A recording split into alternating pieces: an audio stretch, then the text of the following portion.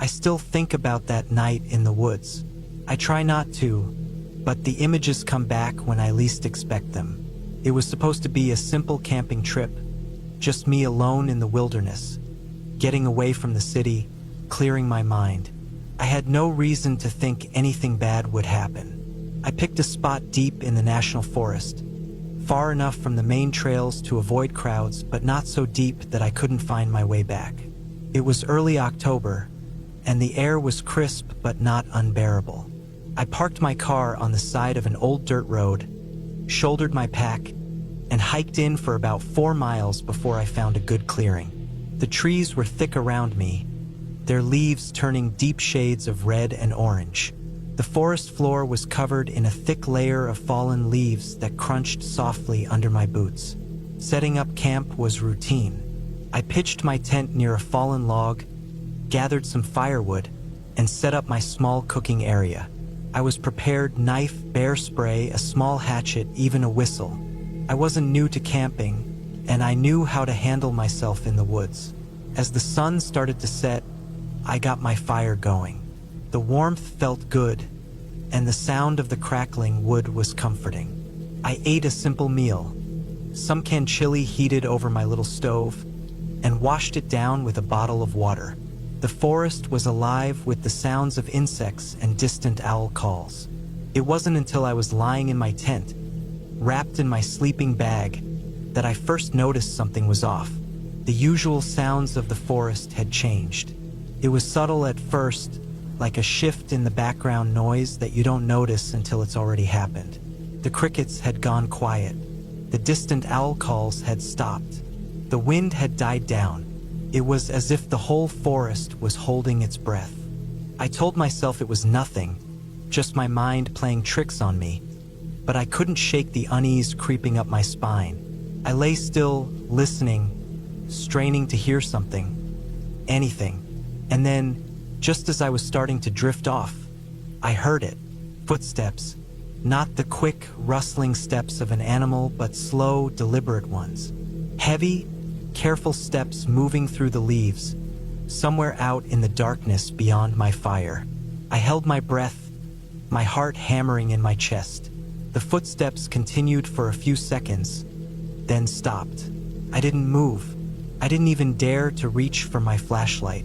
I just listened. The fire outside my tent was still burning, its flickering light casting long, dancing shadows against the fabric of my tent. If it was an animal, it would have moved by now. But this felt different. Minutes passed, then an hour. I heard nothing else, but sleep was impossible. Every little sound made my skin crawl. Eventually, exhaustion took over, and I must have dozed off because the next thing I remember was waking up suddenly. My whole body tensed. Something was outside my tent. I could hear breathing, not loud, but steady, close. It was just beyond the thin layer of nylon separating me from whatever was out there. I stayed as still as possible, my mind racing. Was it a bear? A mountain lion? No, it was breathing too evenly, too controlled. It sounded human. I swallowed hard, trying to think. My knife was within reach, but what would I do with it? I wasn't about to unzip my tent and face whatever was out there. Instead, I grabbed my flashlight with shaking hands and, in one quick motion, turned it on and shone it against the tent wall. Nothing. No shadow. No movement. But the breathing had stopped. I stayed like that for what felt like forever, gripping the flashlight so tightly my fingers ached. Slowly, I let out a breath. Maybe I imagined it. Maybe I was losing it. I turned off the flashlight and lay back down. But there was no way I was sleeping after that. Hours passed. The fire had burned down to embers, and the night had turned cold. Every creak of a branch, every whisper of wind had me on edge. But nothing else happened. At first light, I unzipped my tent and stepped outside, scanning the area. My firewood pile had been disturbed, logs scattered. My pack was unzipped, though nothing seemed to be missing. But the thing that made my stomach drop was the footprints. There, in the damp earth just beyond my tent, were clear boot prints. Not animal tracks, not bare feet. Boots. Someone had been out here, circling my camp in the dead of night. I packed up as fast as I could, heart pounding in my chest. I didn't even bother with breakfast. I kept my knife in one hand, my bear spray in the other, constantly looking over my shoulder as I hiked back to my car. Every crack of a branch made my pulse spike. Every rustling leaf sent a jolt of adrenaline through me. When I finally reached my car, I threw my pack inside, locked the doors, and sped off down that old dirt road without looking back. I don't know who was out there that night, and I don't want to know. All I know is that I was not alone, and that thought still keeps me up at night.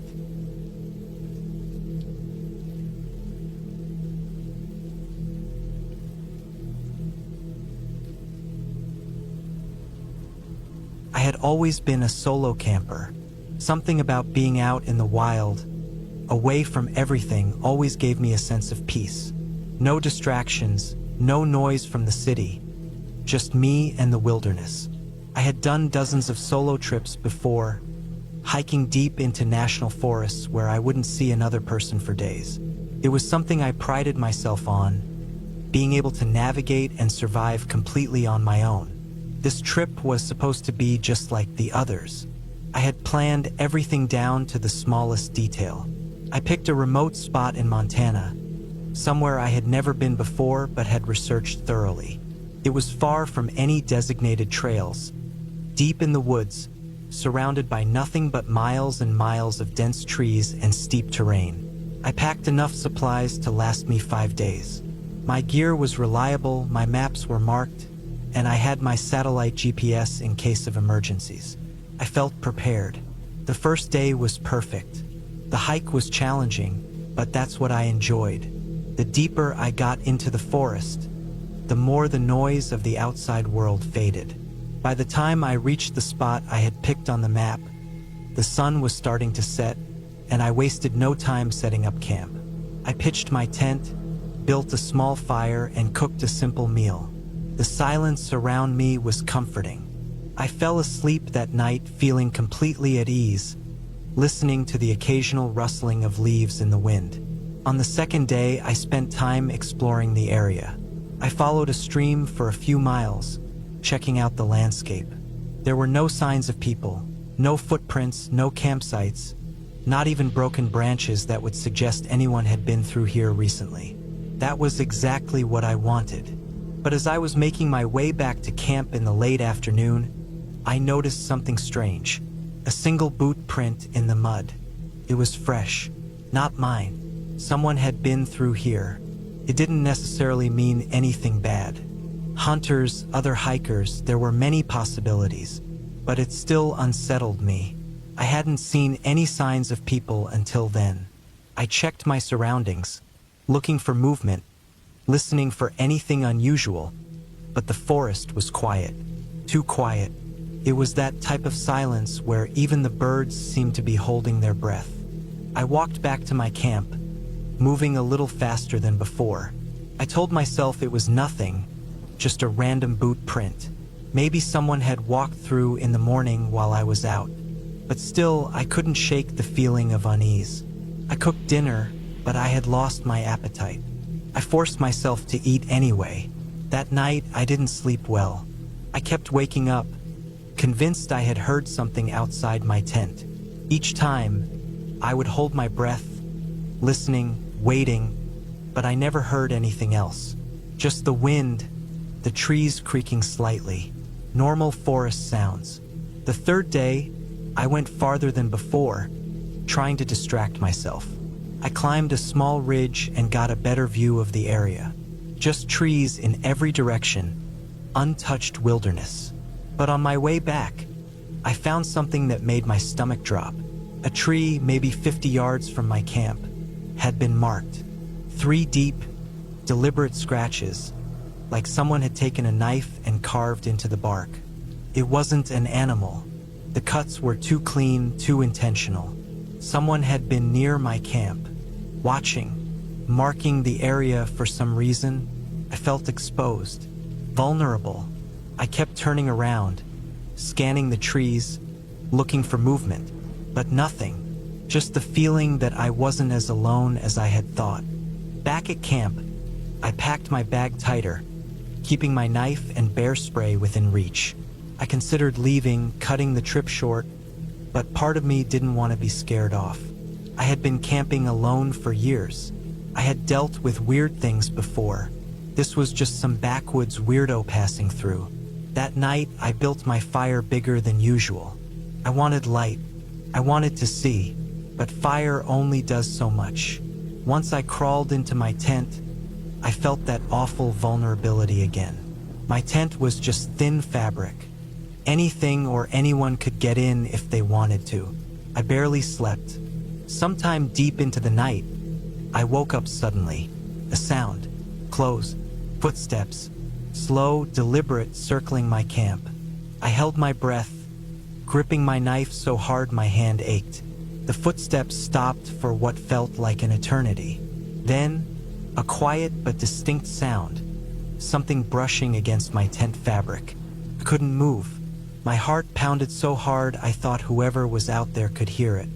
I forced myself to breathe silently, slowly, trying not to make a sound. Then, just as quietly as they came, the footsteps moved away, fading into the trees. I stayed awake until the first light of dawn, my knife still clenched in my hand. As soon as it was bright enough to see, I threw everything into my pack and left. I didn't eat, didn't drink, didn't stop. I hiked harder and faster than I ever had before, pushing through exhaustion, ignoring the burning in my legs. I didn't look back. When I finally made it back to my truck, I locked the doors immediately, started the engine, and sped down that dirt road like something was chasing me. Only when I was back on the highway, surrounded by cars and people, did I let myself breathe. I don't know who was out there. I don't know what they wanted. But I do know one thing, whoever they were, they weren't lost. They weren't just passing through. They knew I was there, and they wanted me to know it too.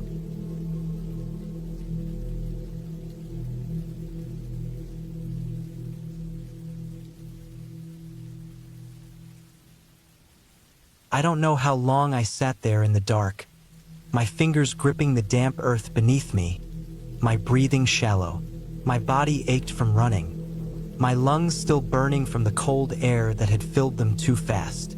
But the pain wasn't what kept me frozen in place. It was the silence. The woods were never silent. Not really.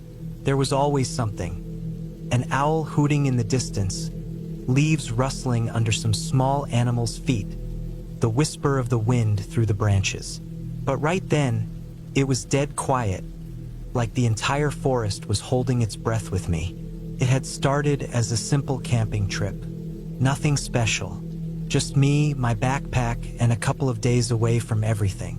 I'd been doing this for years, heading out alone, setting up camp deep enough that I wouldn't see another soul for miles.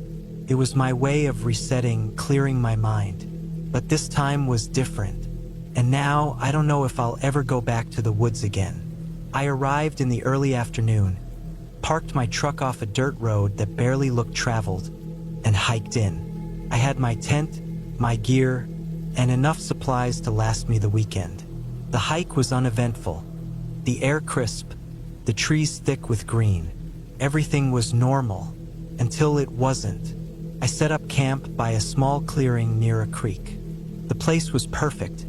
Flat ground, access to water, surrounded by thick forest that provided shelter from the wind.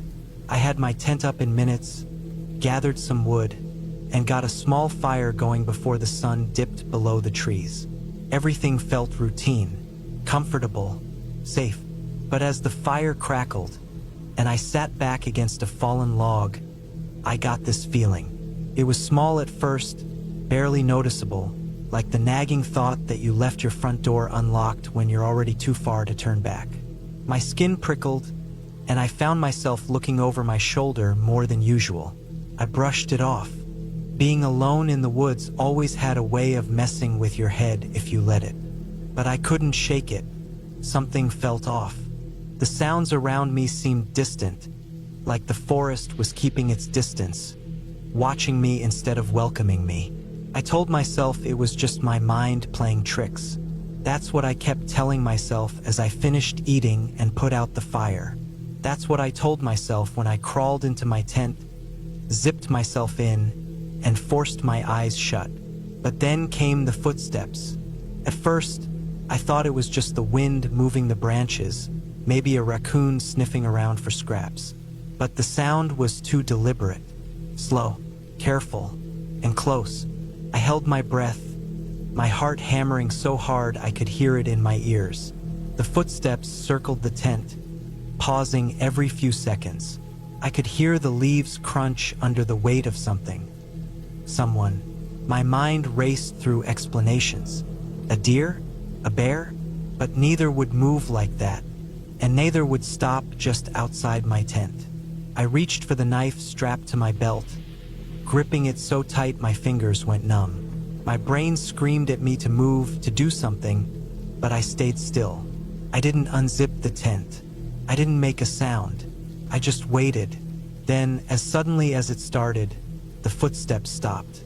The silence stretched on, long enough that I thought maybe, just maybe, it had been my imagination. But then I heard something worse. Breathing. Not mine. Not some distant, muffled sound carried by the wind. This was close. Just beyond the thin layer of fabric separating me from whatever was out there. Deep, slow breaths, in and out, just standing there. I don't know how long it lasted. Seconds? Minutes? Felt like hours. I kept my grip on the knife, my body locked in place, waiting for something to happen. Then nothing. I didn't sleep. Couldn't. I laid there, knife in hand, staring at the ceiling of my tent until the first hint of daylight peeked through the trees. As soon as the sun was up, I crawled out, my muscles stiff, my nerves fried. There were no tracks, no signs that anything had been near my tent. If it weren't for the damp ground, I might have thought I imagined it all. But the ground should have shown something. I packed up fast, stuffing everything into my pack, my only thought being to get back to my truck. I didn't eat. I didn't even stop for water. I just hiked, my ears straining for any sound, my knife still clutched in my hand. The feeling never left me. That pressure, that awareness of something just beyond my sight. I made it back to my truck, breathless, sweating despite the cold morning air. But as I opened the driver's door, I saw it. On the windshield, smeared across the glass in what looked like dirt, were two words. See you. I didn't wait. I jumped in, fired up the engine, and peeled out of there so fast my tires kicked up gravel. I didn't look back. Couldn't. I just drove until I was far enough that the trees thinned, the open road stretched ahead, and I could finally breathe again. That was 2 years ago. I haven't been camping since. I sold my gear, moved to the city, and surrounded myself with walls and locks and people. But sometimes on quiet nights, when the world outside my window falls too still, I swear I can hear it again. That slow, steady breathing.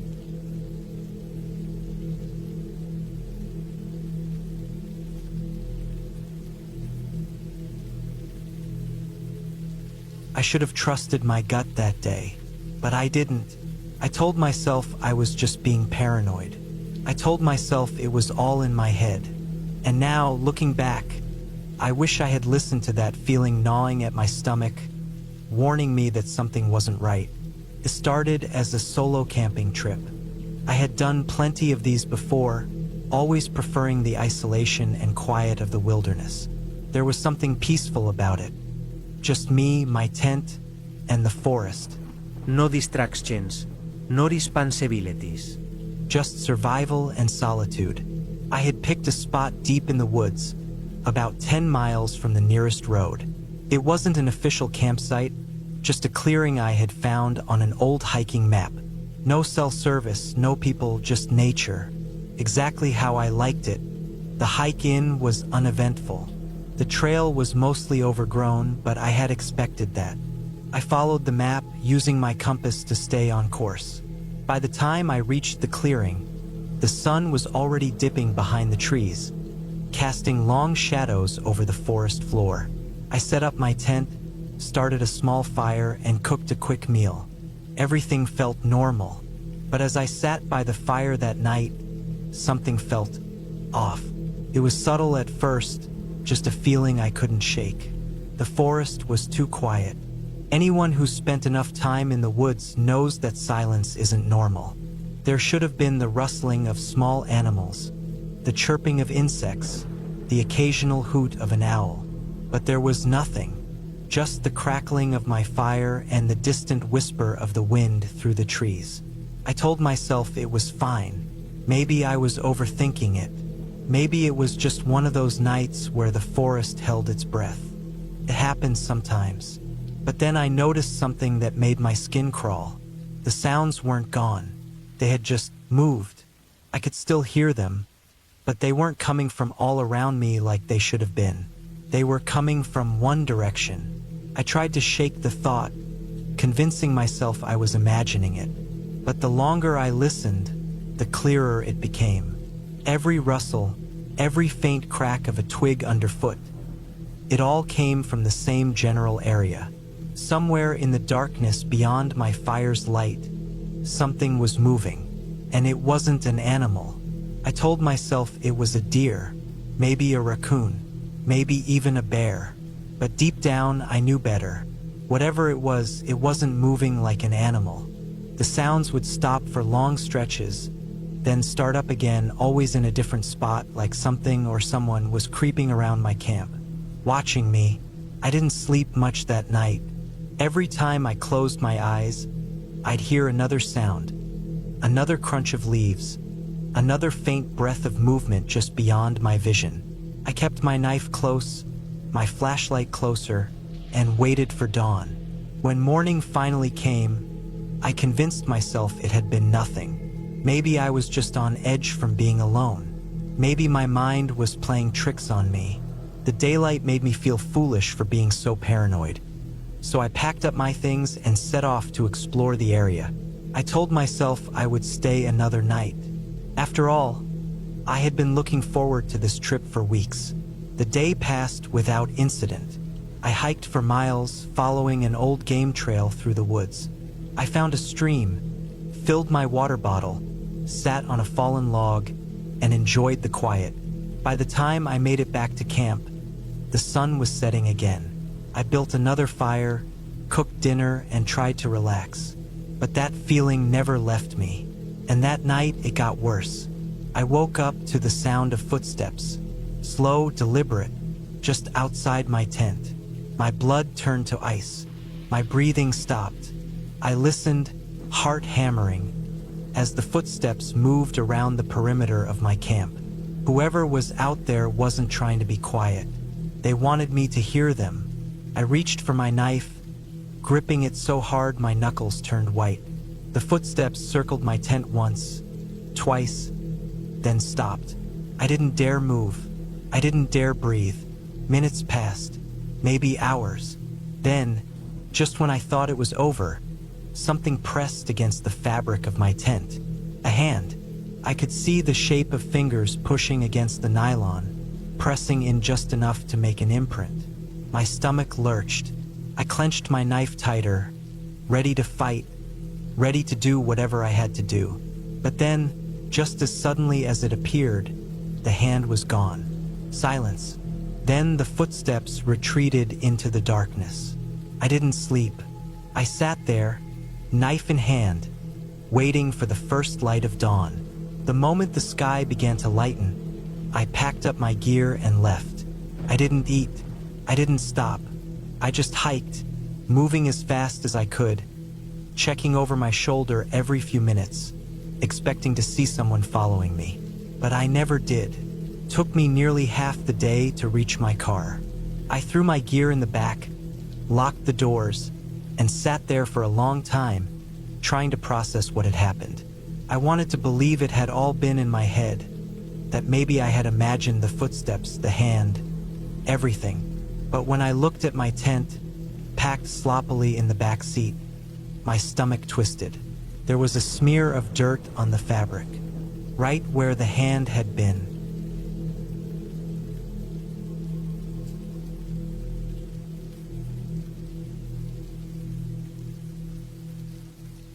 I always loved camping.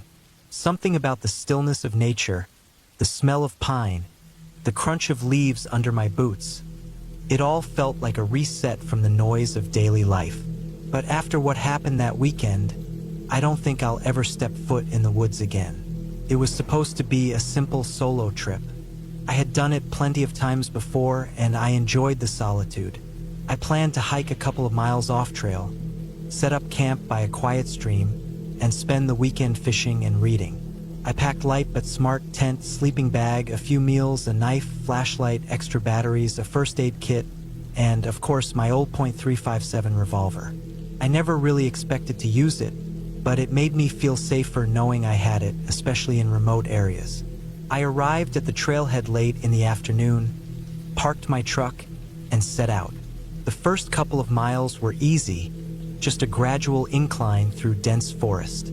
Birds chirped in the canopy above, and every now and then, I'd catch a glimpse of a squirrel darting up a tree or a deer moving in the distance. Everything felt normal. After about 2 hours of hiking, I reached a small clearing near a stream. It was perfect. The water was shallow but clear, and there was a soft patch of earth just a few feet away, ideal for setting up my tent. The sun was starting to dip behind the trees, so I got to work. I pitched my tent, gathered some firewood, and got a small fire going. As the sky darkened, I cooked a simple meal, just some rice and canned beans. I sat by the fire, eating slowly, listening to the crackling wood and the distant hoot of an owl. It was peaceful. I should have left the next morning, but I didn't. I woke up just before sunrise. It was cold, colder than I expected for early fall.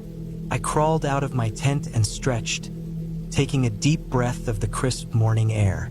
The forest was quiet, but something felt off. I couldn't put my finger on it at first, but as I walked toward the stream to wash my face, I noticed it. The woods weren't just quiet, they were silent.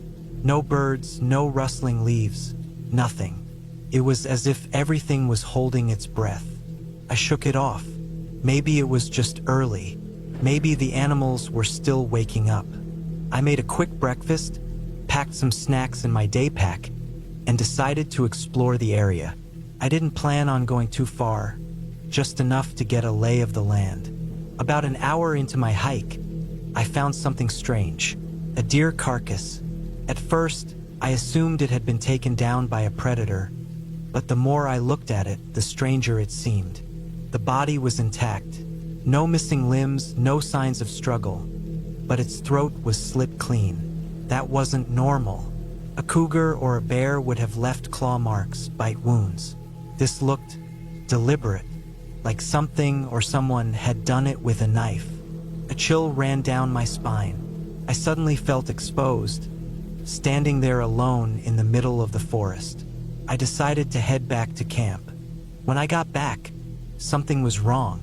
My campsite looked exactly as I left it, except my tent was unzipped. I knew I had closed it. My stomach dropped as I slowly approached, heart pounding in my ears. I reached for my knife, gripping the handle so hard my knuckles turned white. I took a deep breath and yanked the tent flap open. Nothing. Everything was still inside, untouched. Sleeping bag, flashlight, backpack. Nothing had been stolen or moved, but I knew what I saw. Someone had been here. I quickly packed my gear. My relaxing weekend was over. I needed to get out of there. The hike back felt different. Every sound, every rustle of leaves made my heart jump. I kept checking over my shoulder, convinced I wasn't alone. About halfway back to the truck, I heard something behind me, a branch snapping. I whipped around, but there was nothing there. I picked up my pace. Then I saw it. Footprints. Not mine. They were fresh, pressed into the damp earth, and they were following mine. I moved faster, practically jogging down the trail. The last mile was a blur. When I finally saw my truck, I sprinted the last stretch, yanking the door open and jumping inside. I locked the doors and just sat there, breathing heavily, scanning the tree line. Then I saw him, a man half hidden behind a tree, just standing there, watching me. I didn't wait. I started the truck and floored it, gravel kicking up behind me as I sped down the dirt road. I kept checking my mirrors, but he never moved. He just stood there, watching until I was gone. I don't know what would have happened if I had stayed another night. I don't want to know. But I do know one thing: someone else was out there, and they didn't want me there. I haven't been camping since.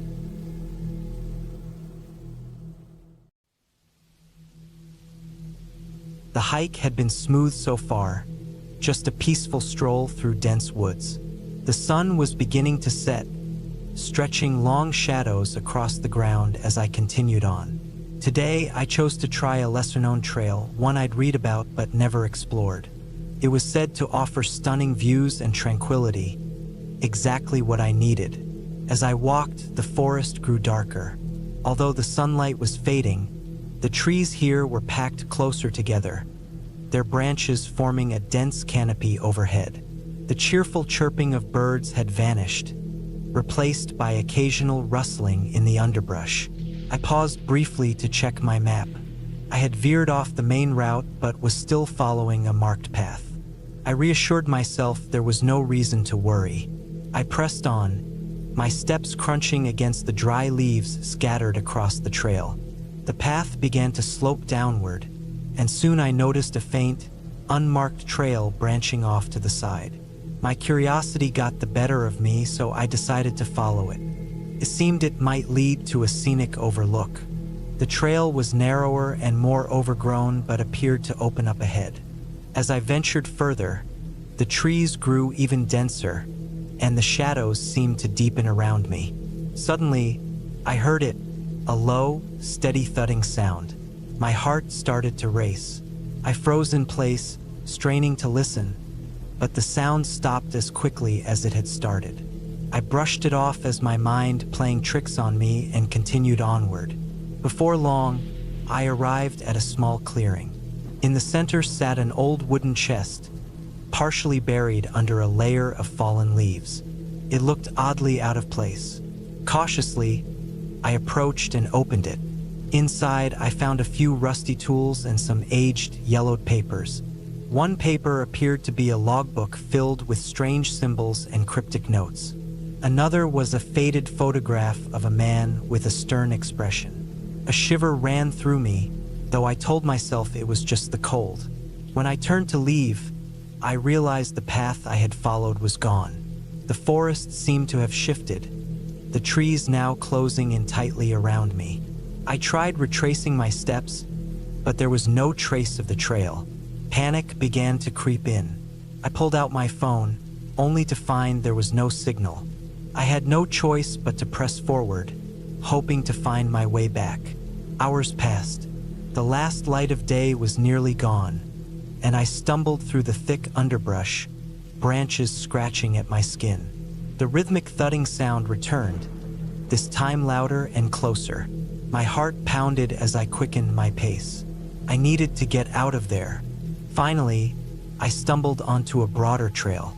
My legs ached, and I was scratched and covered in dirt, but relief flooded over me.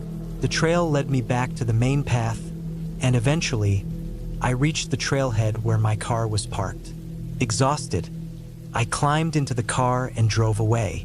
As I glanced in the rearview mirror, I half expected to see something lurking in the dark trees.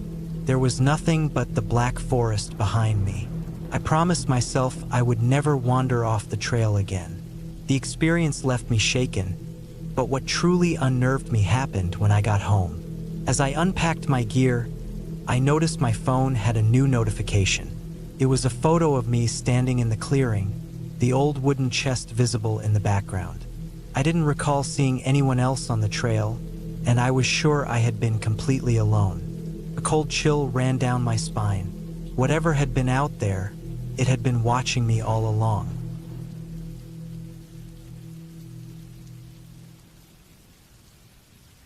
I've always been drawn to the thought of staying in a secluded cabin surrounded by trees. The idea of escaping the constant hum of city life and spending a weekend immersed in the stillness of nature was something I daydreamed about often. So, when I stumbled upon an affordable listing for a rental cabin, I couldn't resist booking it. The drive to the cabin was serene. The road was flanked by towering trees, their foliage becoming denser as I drove deeper into the countryside. By the time I arrived, it was late afternoon, and the sunlight filtered through the trees, casting long shadows. The crisp, cool air was refreshing. The cabin was small and rustic, with a little porch and a single rocking chair. Simple but inviting. After unloading my bags, I decided to explore the surroundings. A narrow trail wound its way into the woods behind the cabin. I followed it for a while, soaking in the sounds of chirping birds and the gentle rustling of leaves. There was a faint smell of smoke in the air, which I dismissed as possibly coming from another cabin nearby. As dusk began to fall, I returned to the cabin, prepared a simple meal, and settled down with a book. The silence was comforting, and before long, I found myself drifting off to sleep. But in the middle of the night, I was startled awake by an odd noise. A soft, rhythmic tapping, like something lightly striking the side of the cabin. My heart raced as I strained to listen. The sound was too consistent to be just a tree branch brushing against the wall. Reluctantly, I got up, grabbed a flashlight, and walked toward the front door. The tapping grew slightly louder as I neared the door. Taking a deep breath, I flung it open and shone the flashlight into the night. The beam revealed nothing unusual, just the dark silhouettes of trees and the stillness of the woods. As suddenly as it had started, the sound ceased, leaving an eerie silence in its wake. Uneasy, I retreated inside, locked the door, and climbed back into bed, though sleep didn't come easily. Every creak and groan of the cabin seemed magnified in the quiet. The next morning, under the reassuring light of day, I stepped outside to investigate. Everything looked normal. I inspected the cabin's exterior but found nothing that could have caused the noise. Trying to shake off the unease, I decided to take another walk, hoping the fresh air would calm my nerves. The day passed uneventfully, and by evening, I felt more at ease. After dinner and some reading, I turned in for the night. Once again, I was jolted awake by that same persistent tapping. This time, it sounded louder, more deliberate. Gripping the flashlight and my phone, I tiptoed to the front door. I hesitated for a moment before opening it, bracing myself for what I might find. As soon as the door opened, the tapping stopped. The woods were unervingly quiet. I scanned the area with my flashlight and caught a flicker of movement in the bushes nearby. The beam illuminated a pair of glowing eyes staring back at me. My breath caught, but then the creature stepped into view. A deer. It stood frozen for a moment before darting off into the trees. My fear ebbed, but the unease lingered. I locked the door firmly behind me and resolved to leave first thing in the morning. When morning came, I packed quickly, a sense of urgency driving me. The cabin, which had initially felt like a peaceful retreat, now felt oppressive. As I loaded my car, I glanced back one last time. It looked serene and quiet, but I knew I wouldn't return. The woods had their mysteries, and I was content to leave them behind.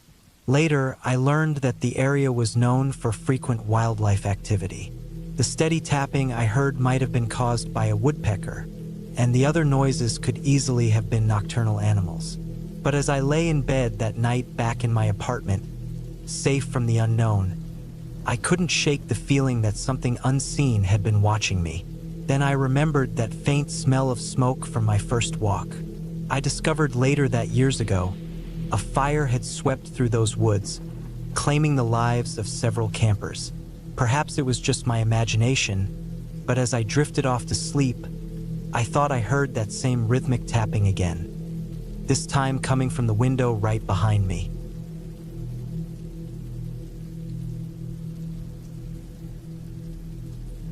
I had always loved hiking, so when I discovered Harper Trail, a route known for its breathtaking views and complete solitude, I couldn't wait to explore it.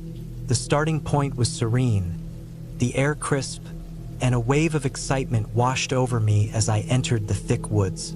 The first stretch was mesmerizing, sunlight filtered through the trees, casting intricate patterns of light and shadow on the forest floor.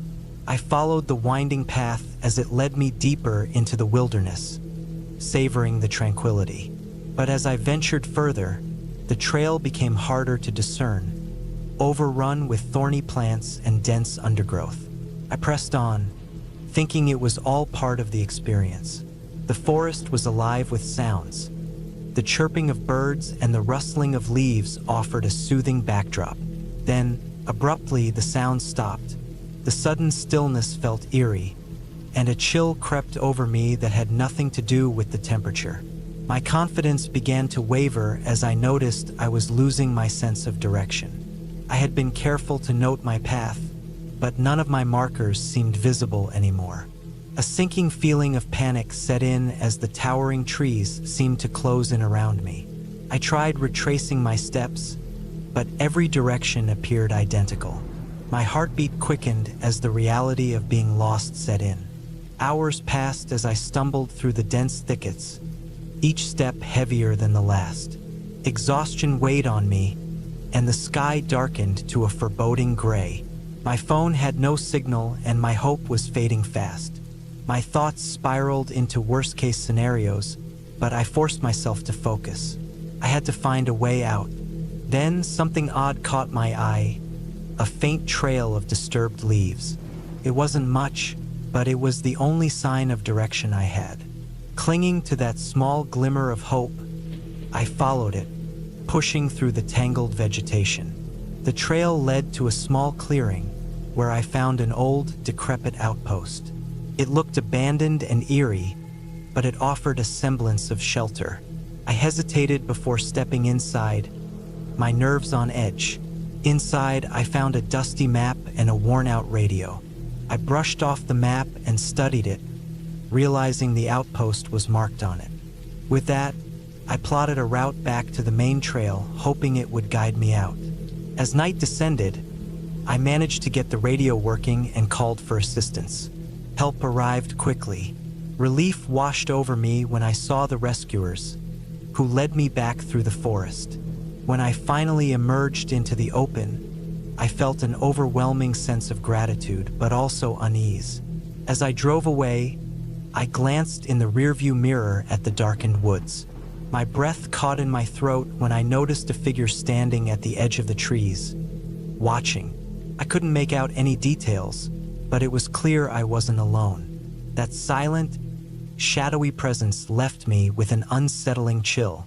The forest wasn't just a place of natural beauty. It harbored something far more sinister, and the thought that it might still be out there, waiting, haunted me long after I left.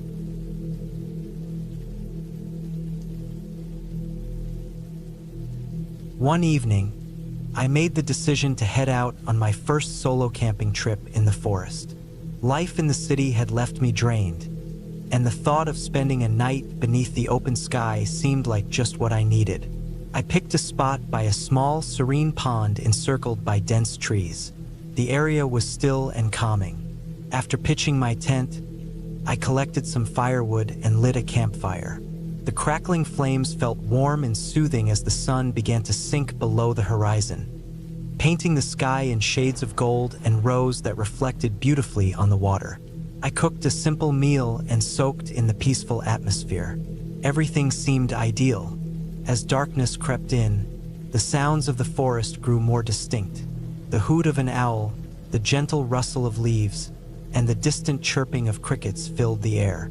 Though the noises made me a little uneasy, I reminded myself that these were just the usual sounds of nature. Sitting by the fire, I watched the flames dance until drowsiness began to take over. After extinguishing the fire, I zipped up my tent and crawled into my sleeping bag. The night air was colder than I had expected, and the silvery glow of the moon filtered softly through the branches above. At some point during the night, a strange noise jolted me awake. It was a low, guttural growl, unlike anything I had ever heard. My pulse quickened as I lay perfectly still, straining to listen. The sound grew louder, accompanied by the crunch of leaves as something heavy moved just outside my tent. With shaking hands, I reached for my flashlight and a small camping knife. I switched on the flashlight, its beam cutting through the darkness, but I saw nothing out of the ordinary.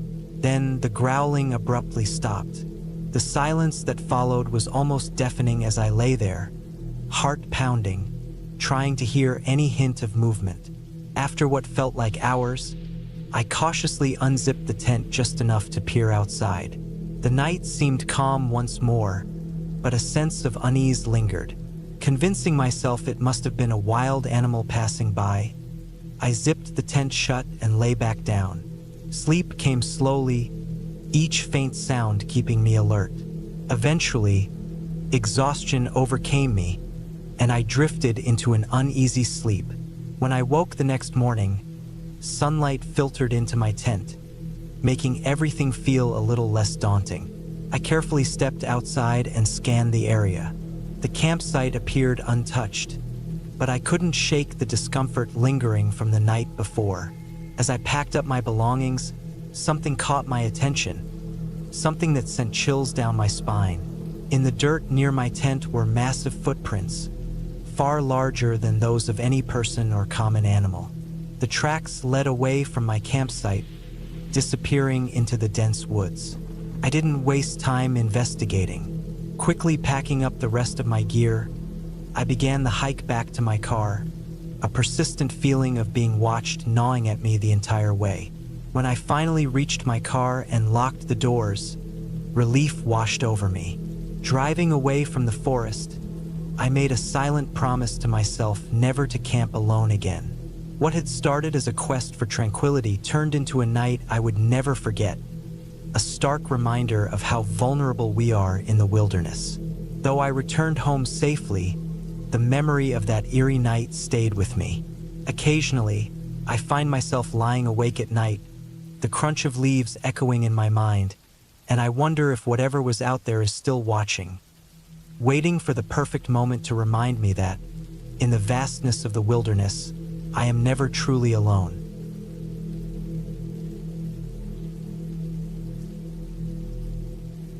I've always loved hiking by myself. The stillness of the forest, the sound of my steps crunching the ground, and the crisp air made it my favorite way to unwind. One weekend, I chose to explore a new path I'd read about on a forum for outdoor enthusiasts. It was described as moderately difficult but promised stunning views. The first couple of hours were incredible. The trail was steep and uneven, but I felt energized. I reached a small clearing where I paused for a break. I sipped some water and glanced at the map. According to it, I was near a scenic viewpoint that overlooked the valley below. As I continued, the trail became harder to follow. It looked like very few people had been here recently. Bushes and tree branches started to obstruct the way, and I had to push through. The sky began to darken, even though it was still early afternoon. Heavy clouds rolled in, and soon I felt raindrops on my skin.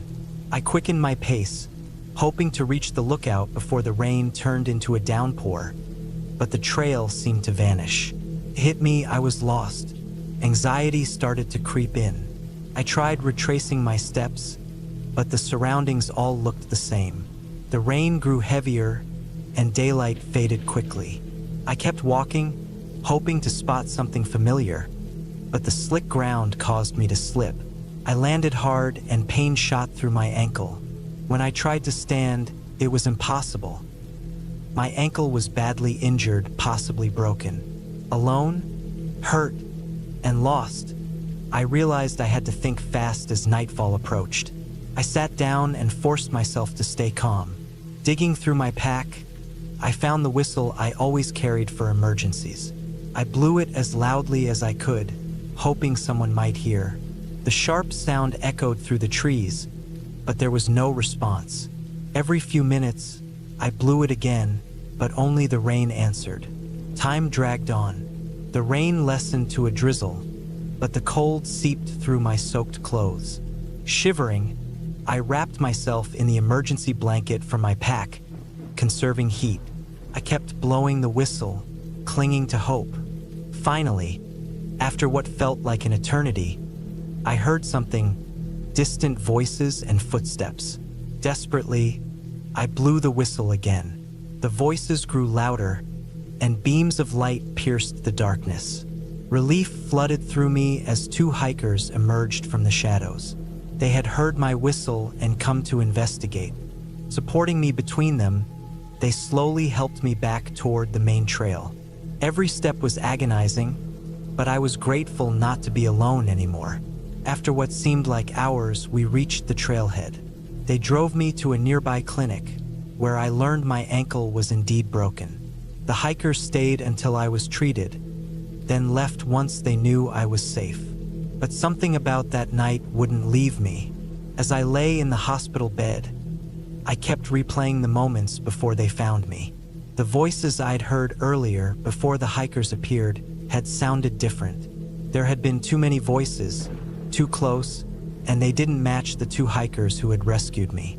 When I asked them later if they'd encountered anyone else, they looked confused and told me they hadn't seen another soul the entire day. The memory clung to me, a shadow I couldn't shake. The forest, which once felt like a refuge, now carried an unsettling weight, a feeling that I was never truly alone out there. After that night, I stopped hiking solo. The wilderness, once my sanctuary, had revealed a hidden side, something I wasn't meant to uncover, something that still sends chills through me whenever I think about it.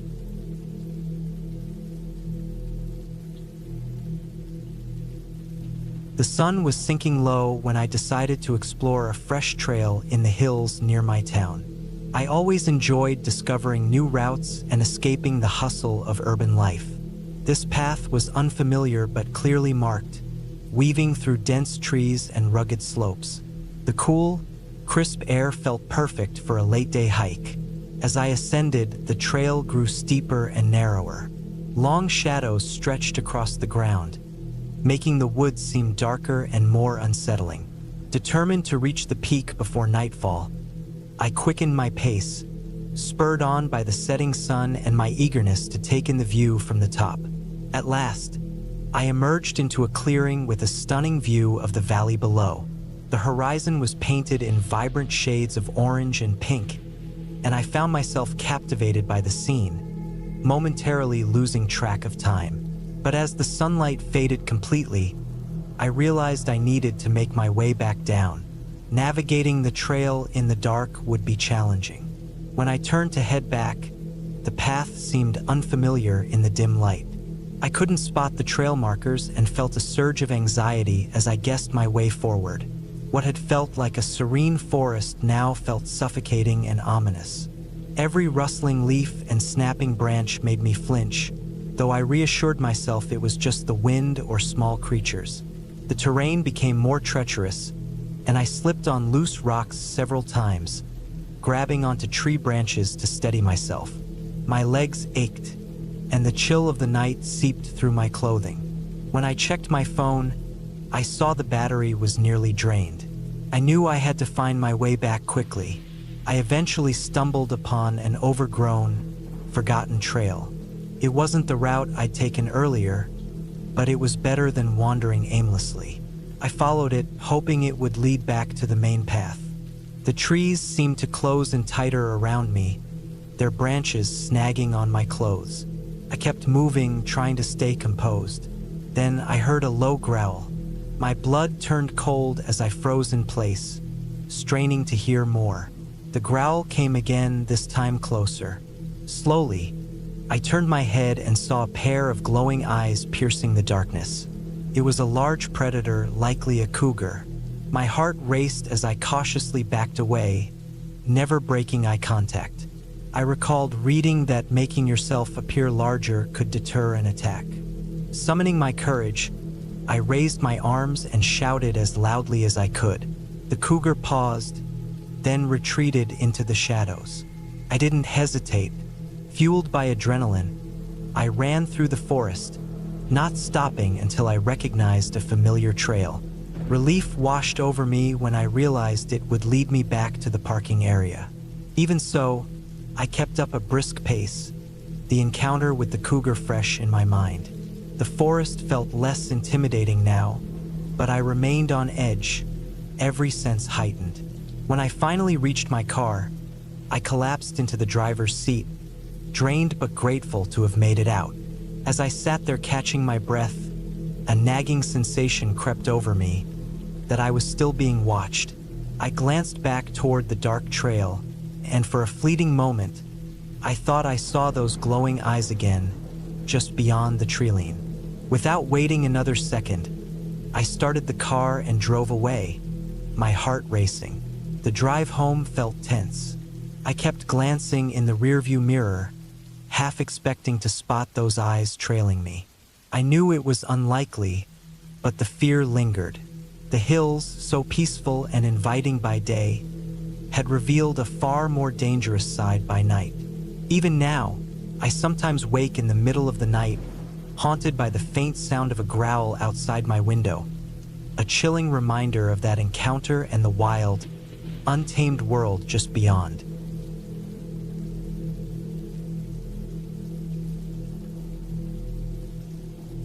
I had always been drawn to the thought of spending a weekend by myself in a cabin, so when I came across one available for rent deep in the forest, I seized the opportunity. It was meant to be a quiet retreat, a break from my hectic city life. I arrived on a Saturday evening as the sun dipped behind the trees, casting long shadows across the dirt driveway. The cabin was modest but inviting, with a small kitchen, a loft-style bedroom, and a fireplace. After unpacking my belongings, I prepared a simple meal and settled down with a book for the evening. At first, the stillness was calming. I could hear the wind rustling through the trees and the distant call of an owl. But as the hours ticked by, the silence began to feel unsettling. Every creak of the wooden walls sounded magnified. I kept reassuring myself it was just the old structure adjusting to the night air, but an odd sense of being watched crept over me. Hoping to shake the unease, I went to bed earlier than usual. I was awakened in the dead of night by a sound outside, a rustling, like something heavy moving through the undergrowth. My heart raced as I cautiously got out of bed and peered through the window. In the dim moonlight, I could just make out a silhouette near the tree line. It appeared to be a man, though it was too dark to see clearly. I tried to convince myself it was likely a hiker or perhaps a hunter who had wandered too far. But the figure stood motionless, and the longer I stared, the more uneasy I felt. Eventually, I forced myself back to bed, pulling the blankets over my head like a scared child. The next morning, I couldn't shake the lingering tension. To clear my mind, I decided to take a walk. The woods were stunning in the daylight, and I began to feel a bit foolish for my fear the previous night. However, during my stroll, I stumbled across footprints in the dirt leading away from the cabin. They were human prints, fresh and deep. I followed them briefly, but they disappeared into a denser part of the forest. Uneasy about venturing too far, I turned around and headed back. When I reached the cabin, a chilling sight stopped me in my tracks. A single footprint on the wooden porch, right by the front door. That night, I couldn't sleep. I left the lights on and kept a kitchen knife by my bedside. Around midnight, the sound returned, this time closer, right outside the window. My chest tightened as I crept to the window to peek outside. The figure was back, standing just a few feet away. This time, I could see him clearly. A scruffy-looking man with tangled hair and filthy clothes. He was staring directly at me, Panic set in as I grabbed my phone to call for help, but there was no reception. I was completely alone, determined not to feel helpless. I gripped the knife, opened the door, and stepped outside, but he had vanished into the darkness.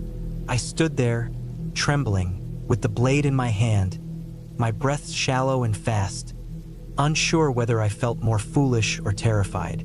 By morning, I had made up my mind. I hastily packed and left, not sparing a single glance behind. I reported the incident to the rental agency, but they assured me no one had ever reported anything unusual before. Perhaps it had been a wanderer passing through, but I couldn't shake the feeling that I had narrowly escaped something sinister.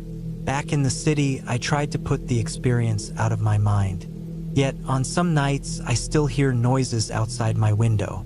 When I summon the courage to look, I sometimes catch a glimpse of what I swear is that same figure, standing motionless, watching me from a distance. I even moved to a different neighborhood, hoping to escape him, but I can't help but wonder, what if he followed me? What if he's still out there, waiting?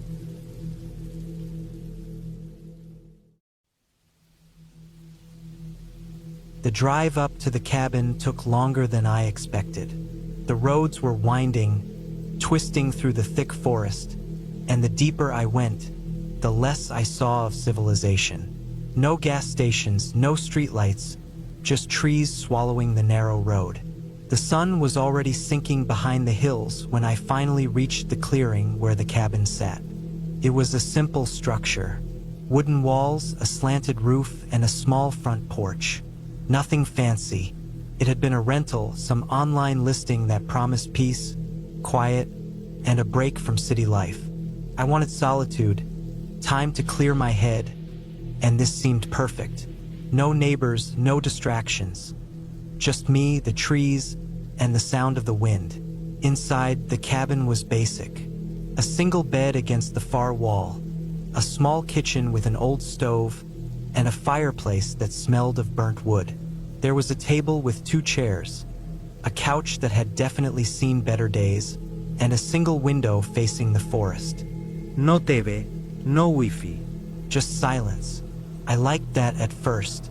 I unpacked, made myself a simple meal, and settled in for the night. The wind outside was steady, making the trees creak and groan. There was something unsettling about the quiet, about how absolute it was. No cars, no distant hum of the city, just the occasional rustling of leaves. The first night passed without much incident, except for a few noises outside. Could have been an animal. I told myself that over and over. Just a deer, a raccoon, nothing unusual. But still, I double-checked the locks before heading to bed. The second day, I decided to explore. The forest was dense, the trees packed so closely together that they swallowed most of the sunlight. I walked for a couple of hours, following a rough trail that eventually led to a small, stagnant pond. The water was dark, almost black. I didn't stay there long. Something about it felt off. Heading back, I noticed something strange. The path I had taken looked different, as if it had shifted. I stopped, turned in a slow circle, trying to retrace my steps. My stomach tightened. I wasn't lost, but I felt misplaced. I forced myself to move, to keep walking, and eventually, I found the clearing where the cabin stood. Relief washed over me. Maybe I had overthought it. Maybe my mind was playing tricks. That night, the noises outside grew louder. More movement, heavier. Not just an animal. Something walking. Something big. My stomach knotted up as I sat in the dark, listening. Footsteps circled the cabin, slow, deliberate. I held my breath. My heart pounded. Then silence. I barely slept. Morning couldn't come fast enough. When the sun finally rose, I stepped outside, expecting to see tracks in the dirt. But there was nothing. No footprints. No broken branches. Just undisturbed ground. I tried to shake the unease, but it clung to me. The day passed in a haze. I read, I cooked, but I couldn't focus. My mind kept drifting back to the night before. What had I heard? Was I imagining things? I kept glancing toward the tree line, expecting movement. The woods felt different now, like they were watching me. That night, the noises returned. Louder this time. Closer. The footsteps stopped just outside the front door. I sat frozen, every muscle in my body tense. Then knock. Knock. Knock. 3 slow, deliberate knocks. I didn't move. I didn't breathe. My mind screamed at me to do something, but I couldn't. I just sat there, gripping the armrest of the couch so hard my knuckles ached. Then silence again. No retreating footsteps. Nothing. I stayed awake until dawn, every sound making my skin crawl. When light finally spilled through the window, I forced myself to open the door. My hands shook. The porch was empty. No footprints. No sign that anyone had been there. I needed to leave. The idea of spending another night here made my stomach churn. I packed quickly, shoving my things into my bag. But as I reached for my keys, I realized something that made my blood run cold. They weren't there. I searched everywhere. The table, the kitchen, under the bed. They were gone. I hadn't left them outside. I knew I hadn't, but they were nowhere to be found. Panic set in. I grabbed my phone, but there was no signal. I knew I had service when I arrived. Now, nothing. Like the world had cut me off. I had to get out. I wasn't gonna sit there and wait for another night. I grabbed my bag and stepped outside. The forest stretched out in every direction, the road barely visible through the trees. I started walking, fast at first, then faster. I followed the road, heart hammering, every rustling leaf making my nerves fray. I walked for what felt like hours, but the road didn't seem to end. Felt wrong, like I wasn't getting anywhere. Then I saw it. The cabin, right in front of me.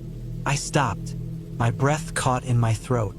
My brain couldn't process it. I had walked straight, followed the road, but I was right back where I started. I turned, started walking again. I didn't stop, didn't slow down. But no matter which way I went, I kept ending up in the same place. The same clearing. The same damn cabin. The sun started setting. My legs ached. My throat was dry. I had no choice. I had to go back inside. The door creaked as I pushed it open.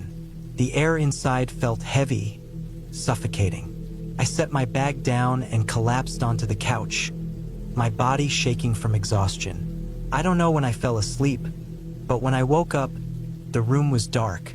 The air was different, stale, heavy, like something else was inside with me. Then the knocking started again. Knock, knock, knock, and I knew this time the door wouldn't hold.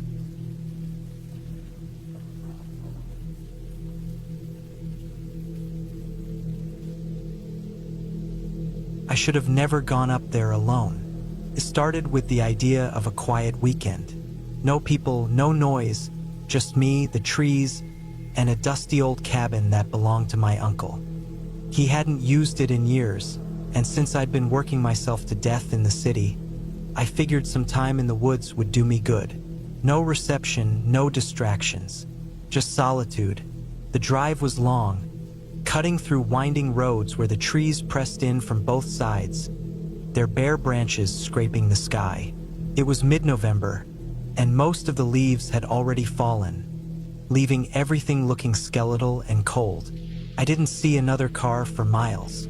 The further I went, the more alone I felt. The idea was appealing at first. I arrived in the late afternoon. The cabin sat in a small clearing, an old, one-story thing with a slanted roof and a front porch sagging in the middle. The windows were dark, the door slightly warped from age. My uncle had warned me that the place was in rough shape, but it was worse than I expected. The wood had turned gray, and some of the planks on the porch were split. The whole place smelled like damp earth and rotting leaves. I parked the truck and grabbed my bags. The air was sharp with the kind of cold that clung to your skin. The key was exactly where my uncle said it would be, under a loose stone near the steps. The door groaned when I pushed it open, and inside, it was even colder. The cabin had a single main room with a fireplace on one side, a small kitchen in the back, and a door leading to a tiny bedroom. Dust covered everything. The furniture was old, the kind you'd expect to see in a place abandoned for years. A wooden table, 2 chairs, a couch that smelled like mildew, and a rug so worn it was barely holding together. I set my bag down and checked the fireplace. The wood pile outside was still dry, so I got a fire going. It took a while, but eventually, warmth started creeping into the room. I didn't bother with the bedroom. I wasn't planning on staying long enough to care. The first night was fine. The silence was thick, pressing against the cabin like a heavy blanket. The fire crackled, and the wind moved through the trees outside. I sat in an old chair, listening, watching the shadows stretch across the walls. I should have left in the morning. I woke up to find the door open. Not wide open, just cracked enough to let in the cold. My first thought was that I hadn't latched it properly, that maybe the wind had pushed it open. But when I walked over, I saw something in the dirt outside, faint, almost erased by the night's frost. Footprints, not boot prints, not animal tracks, bare feet. I stared at them for a long time, my mind trying to make sense of it. They led from the tree line to the porch, then stopped at the door. They didn't go back. I shut the door, locked it, and moved one of the chairs in front of it. I told myself I was being paranoid, that maybe I was imagining things. The wind howled outside, and I tried to convince myself that nothing was wrong. By afternoon, I felt stupid for worrying. The prints could have been old. Maybe I just hadn't noticed them when I arrived. I spent the day chopping wood, checking the generator, and making sure the place wouldn't fall apart around me. That night, I locked the door again, double-checked it. I woke up to the sound of something moving outside. Not the wind, not an animal, something deliberate. I didn't move at first, just listened. The fire had burned low, and the room was filled with shifting shadows. I heard footsteps, slow, careful, right outside the cabin. Then silence. I sat there for what felt like hours, waiting for something to happen. When morning came, I finally forced myself to move. I checked outside. More footprints, closer this time, right up against the cabin wall. I packed my bag. The drive back should have been simple. It wasn't. Halfway down the road, my truck stalled, just died, right in the middle of nowhere. I checked under the hood, but I'm no mechanic. I couldn't see anything wrong, but the damn thing wouldn't start. I tried my phone. No service. Of course, I didn't have many options. The closest town was miles away, and I wasn't about to sit in my truck all night. I grabbed my bag and started walking. The woods were silent, too silent. No birds, no rustling leaves, just the sound of my boots on the dirt road. Every now and then, I thought I heard something behind me. Twigs snapping, leaves crunching. I told myself it was just my imagination. It wasn't.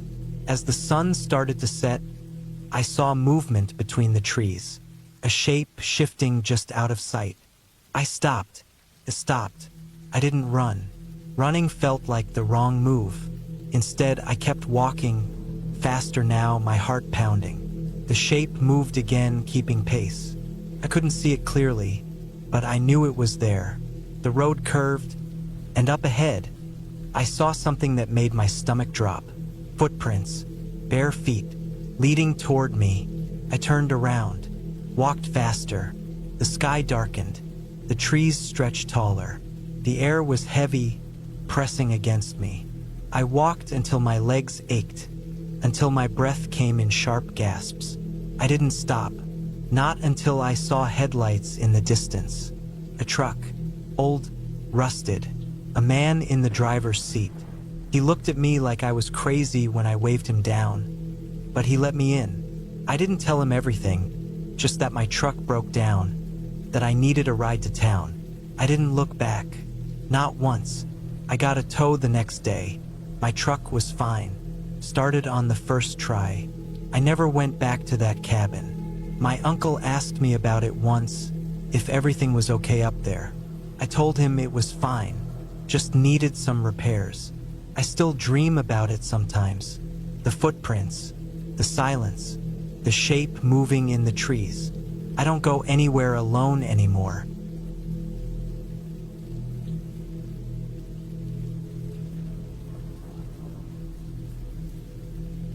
I never wanted to go to that cabin in the first place. It was my brother's idea. He swore he found a great deal on a secluded rental up in the mountains, perfect for some quiet, some fresh air, and, as he put it, resetting our minds.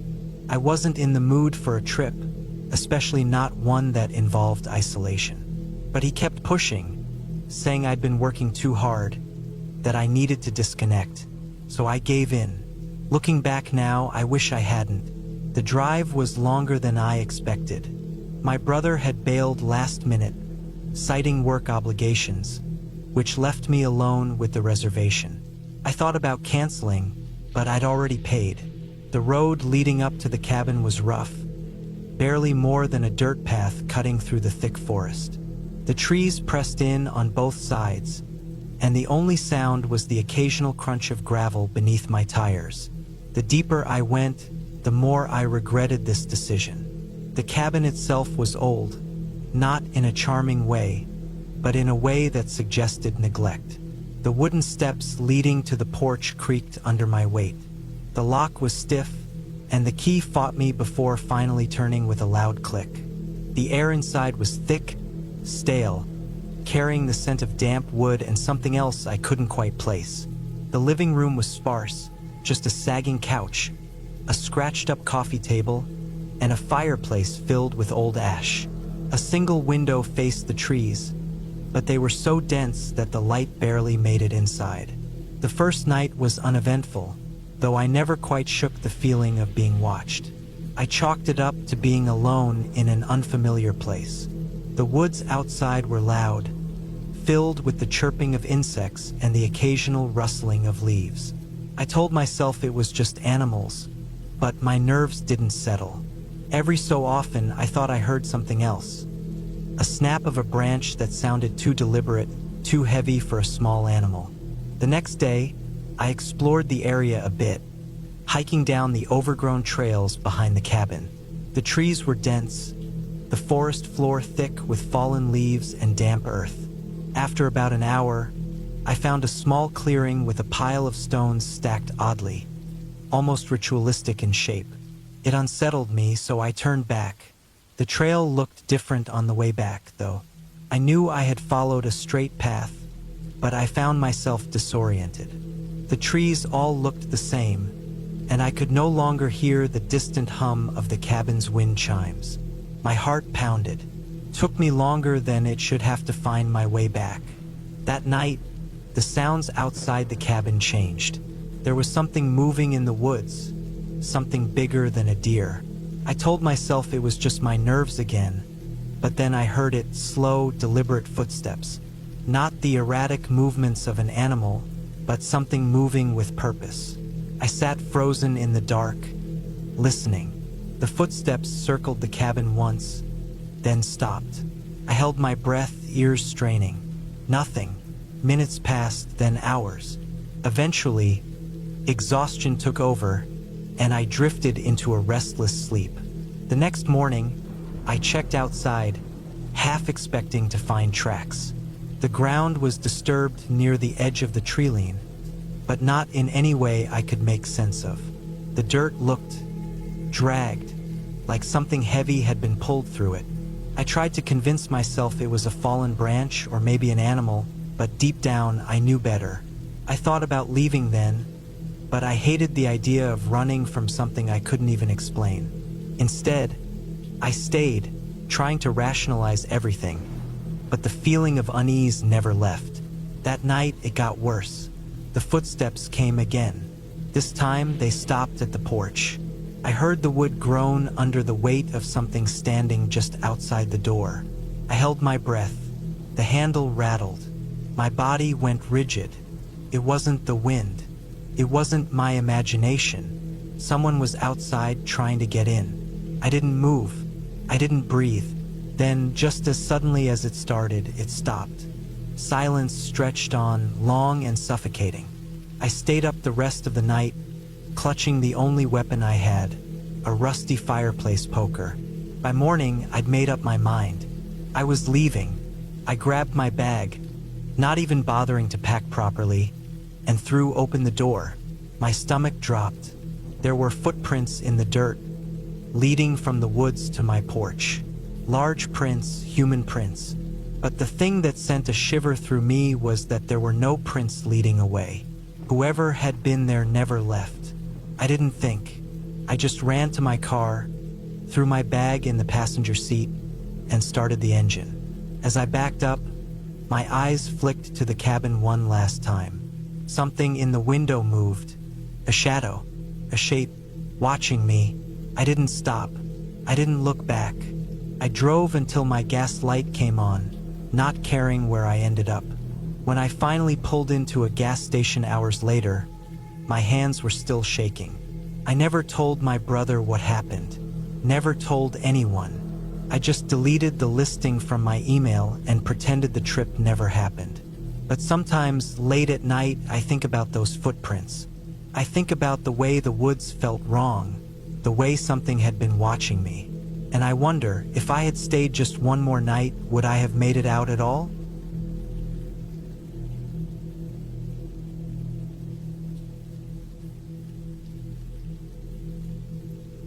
I never wanted to buy the cabin. It was my brother's idea. He found the listing online, and the pictures made it look decent enough. A small wooden place out in the middle of nowhere, nestled between thick pine trees. It was cheap too because the owner had been trying to get rid of it for years. I should have thought more about why. I don't know why I agreed to go there alone. My brother was supposed to come, but at the last minute he bailed on me. "Just check it out," he told me over the phone. "Make sure it's not falling apart or full of raccoons." He laughed, but I didn't. The drive was long, and as I left the main road and turned onto the dirt path leading to the cabin, I started feeling uneasy. The trees were too thick, the road too narrow. It felt like I was going somewhere I wasn't supposed to be. By the time I got there, it was already late afternoon. The place was smaller than I expected, with dark wooden walls and a roof covered in dead leaves. The porch creaked when I stepped onto it. The key the owner had mailed to my brother worked, but I had to shove the door hard to get it open. Inside, the air was stale, carrying that scent of wood and something else. Something faint, almost like damp earth. The first thing I noticed was how quiet it was.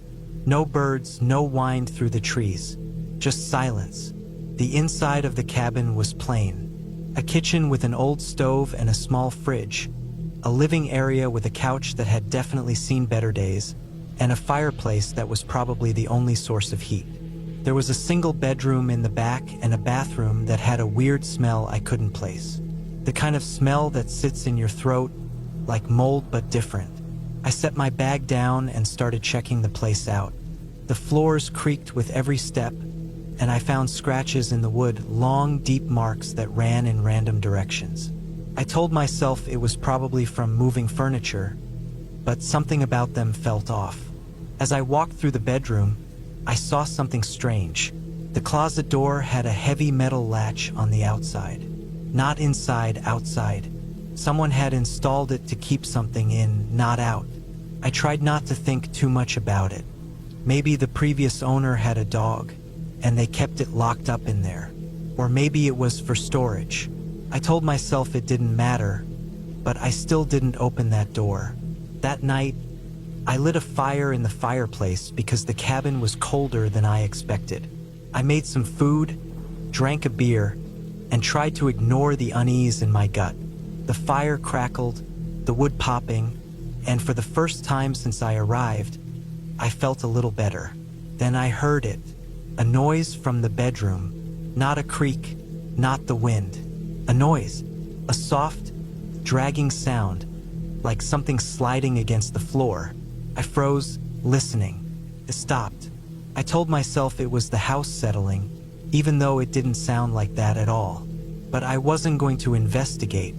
Instead, I grabbed my bag and brought it out to the living room. I'd sleep on the couch. I lay there for hours, staring at the ceiling, listening. Every small noise made my skin crawl. The fire burned low, the shadows stretching across the walls. I must have fallen asleep at some point, because the next thing I knew, I woke up to complete darkness. The fire had gone out, and the cabin door was open, just slightly, just enough for the cold night air to seep in. I sat up fast, my heart slamming against my ribs. I knew I locked that door. I knew it. I grabbed my flashlight and shined it toward the doorway. Nothing, just the dark outside. The trees stood still, unmoving. No wind. No sounds. I got up slowly, every step careful. I reached the door, heart pounding, and shut it. Locked it again. Double-checked. Triple-checked. Then I heard the noise again. From the bedroom. That dragging sound. I turned, shining my flashlight toward the hallway. The bedroom door was open. I hadn't left it open. My skin went cold. I wanted to leave, to run, but my keys were in the bedroom. I had to get them. I moved forward slowly, the floor creaking beneath me. My breath felt too loud, like it didn't belong in the silence. The flashlight beam shook as I stepped into the room. The closet door was open. That heavy metal latch had been undone, and the door stood slightly ajar. I didn't look inside. I grabbed my keys from the nightstand and backed out of the room, never turning my back to the closet. My mind was screaming at me to run, but I forced myself to move slow, careful. As soon as I was out of the room, I bolted, grabbed my bag, threw the door open, and sprinted to my car. I didn't look back. I didn't check to see if anything was behind me. I just drove. The road felt longer this time, the trees pressing in. I didn't feel safe until I saw the first streetlight miles away. When I finally stopped at a gas station, my hands were shaking so bad I could barely hold my phone. I called my brother, told him I wasn't staying at the cabin, told him to sell it, burn it, whatever.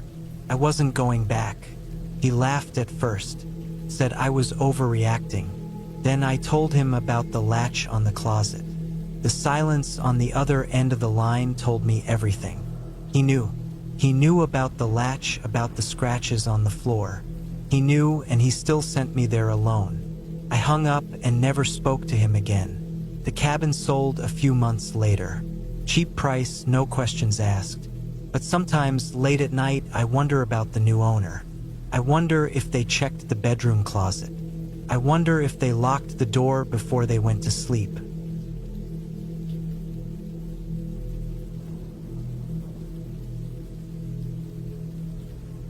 I don't know how long I was out there before I finally found the cabin. The sun had just gone down, and the forest had turned into a maze of dark shapes and shifting shadows. My truck had died about 6 miles back on a stretch of road with no signal, and I had no choice but to start walking.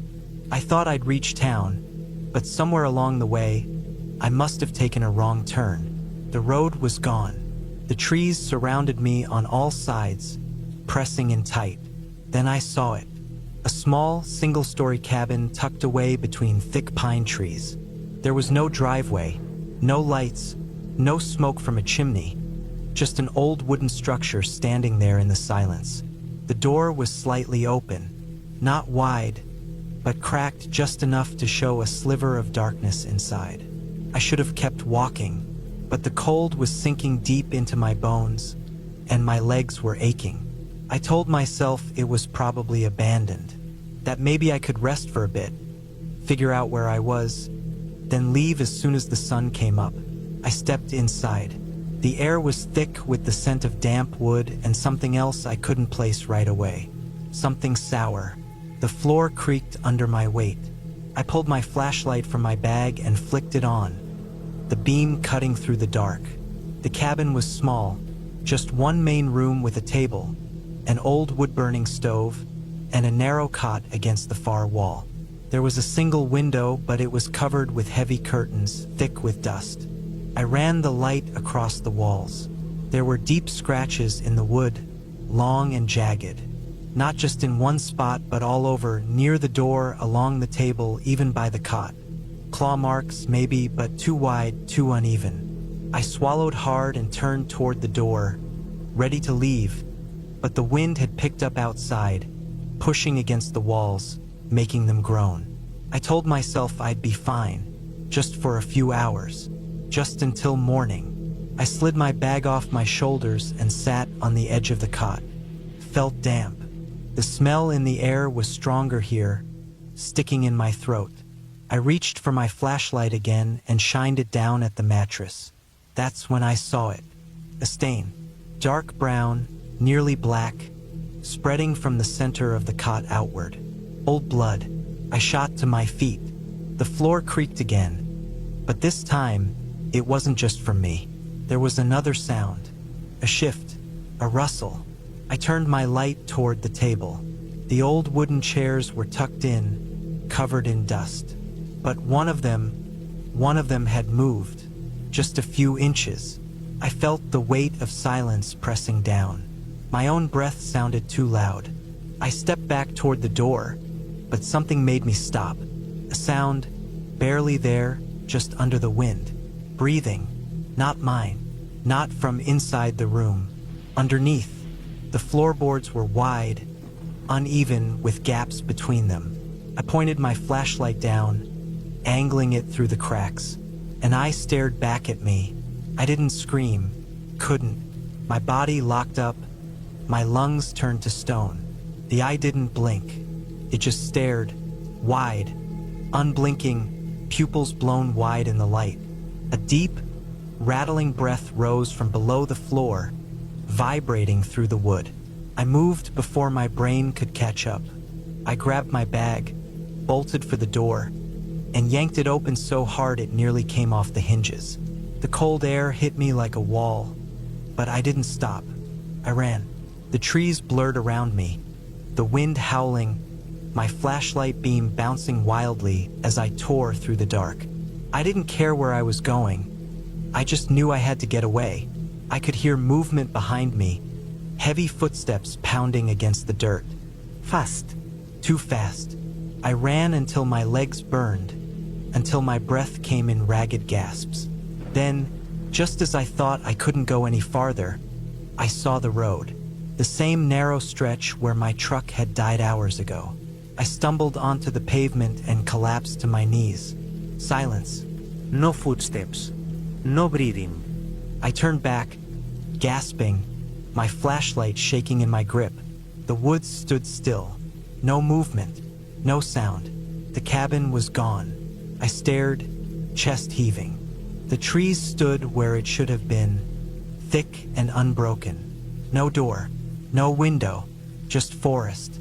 I scrambled to my feet, ran to my truck, and locked myself inside. I didn't sleep. I didn't close my eyes until the first light of dawn stretched across the sky. Then I turned the key, praying, and the engine sputtered to life. I drove until I hit town. I never went back. I never tried to find that road again. But sometimes, late at night, when everything is quiet, I still hear it. The sound of breathing, right beneath me.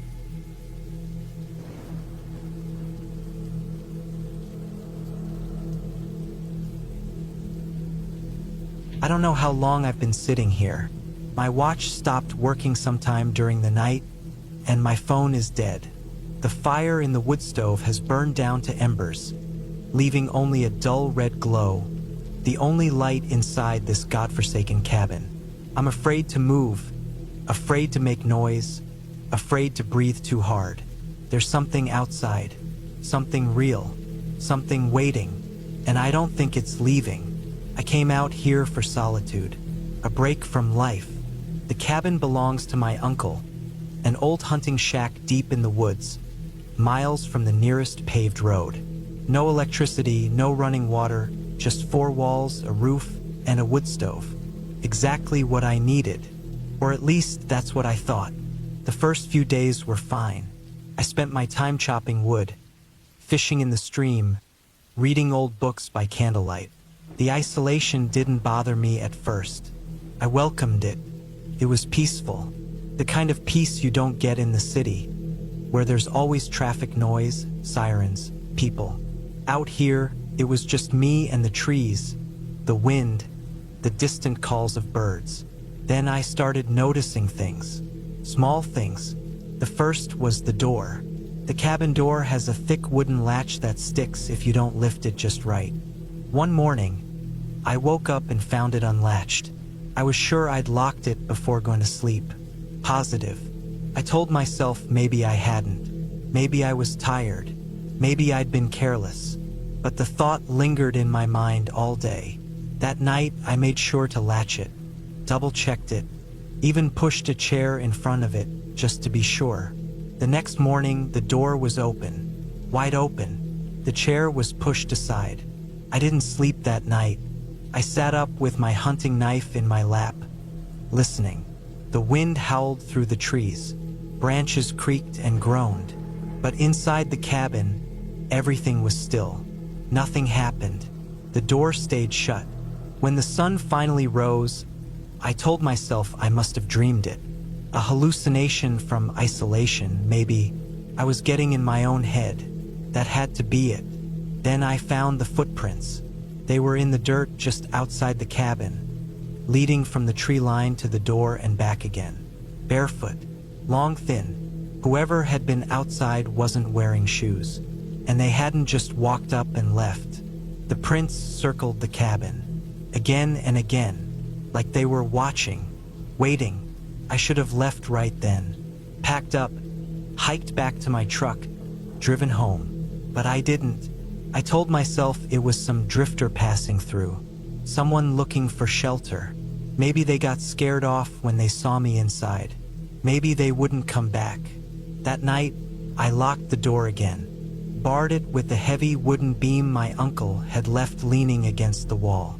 I moved the chair in front of it again, made sure the windows were latched, then sat in the corner with my knife, waiting, listening. Sometime in the middle of the night, I heard it. A soft scraping sound, like fingernails on wood. It was coming from the door. I held my breath, gripping the knife so tight my knuckles ached. The scraping continued, slow, deliberate.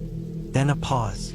Then again. Long, slow strokes, as if something was tracing along the wood, feeling it out, testing it. I don't know how long it went on. Maybe minutes. Maybe hours. I sat there, frozen, barely daring to breathe. And then silence. No footsteps. No retreating sounds. Just quiet. I didn't sleep. In the morning, I checked the door. No scratches. No marks. But the footprints were there again, fresh in the dirt. More of them this time, closer to the windows. That was 2 nights ago. I haven't slept since.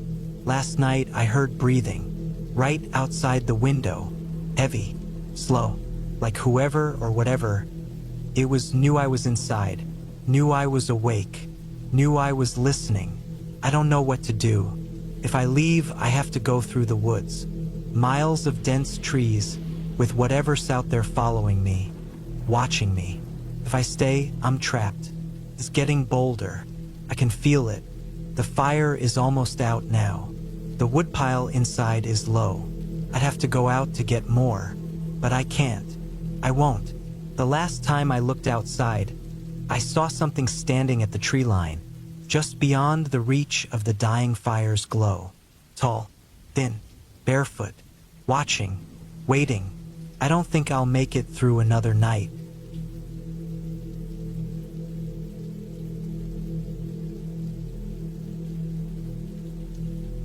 I should have never come out here alone. The idea had seemed perfect at first. A week in a cabin, deep in the Oregon woods. No phone calls, no emails, no city noise. just the quiet hum of nature and the crackle of a wood fire. I needed the break. Work had been a nightmare, and I couldn't remember the last time I had slept without waking up in the middle of the night, thinking about deadlines or unfinished reports. The thought of disconnecting completely, even for a few days, felt like the only way I could breathe again. I had rented the cabin from an old man online, who assured me it was stocked with firewood and had everything I needed. The road leading up to it was barely a road at all, just a narrow dirt path that wound through miles of towering pines. My SUV had barely made it up, sliding on the wet ground more than once. When I finally arrived, the place looked just as it had in the pictures. Small, made of dark wood, with a steep roof and a porch that overlooked a quiet lake. The first 2 days were exactly what I had hoped for. I read, I fished a little, I made coffee over a tiny propane stove. The quiet was overwhelming at first, but I adjusted. The only sounds were the rustling trees, the occasional chirp of birds, and the soft lapping of water against the shore. At night, the silence thickened, but the fire kept me company. It was peaceful, until the third night. I had just finished eating and was sitting on the porch, watching the last of the sunlight disappear behind the trees. The air had turned cold, and I was about to go inside when I heard something. Just a soft sound, far off in the woods, a branch snapping. I told myself it was an animal, a deer maybe, but then it came again, closer this time. Another snap, a rustling noise, something moving. I waited, my body tensed, listening. Nothing. After a while, I shook it off and went inside, locking the door behind me. The next day, I hiked a bit, hoping to clear my head. I stayed close to the cabin, never letting it out of sight. I didn't want to admit it, but something about last night had unsettled me. The feeling lingered, even in the daylight. That night, it happened again. This time, there was no mistaking it. Footsteps, slow, deliberate, someone walking through the trees. I held my breath, straining to hear. They stopped. I waited, heart pounding. Minutes passed. Nothing. And then a thud against the cabin wall. Not a knock. Not an animal. Something solid. A deliberate sound. I grabbed the flashlight and stood by the window, staring out into the darkness. The beam of light cut through the trees, but I saw nothing. The night was thick shadows, too dark to make anything out. But I could feel it. Someone was out there. I barely slept. Every sound made me flinch. Every creak of the old cabin felt like something approaching. Morning couldn't come fast enough. By the 5th day, I had made up my mind. I was leaving. I packed my things quickly, stuffing them into my bag. But when I got to my SUV, my stomach dropped. The tires were slashed. All 4 of them, deep gashes running across the rubber. I stood there for a long time, the silence pressing in. Someone had done this. Someone had been close enough to my cabin, close enough to my car, and I had never heard them. Panic surged in my chest. The nearest town was over 30 miles away. No cell service. No way to call for help. I forced myself to breathe. I wasn't going to sit here and wait for whoever had done this to come back.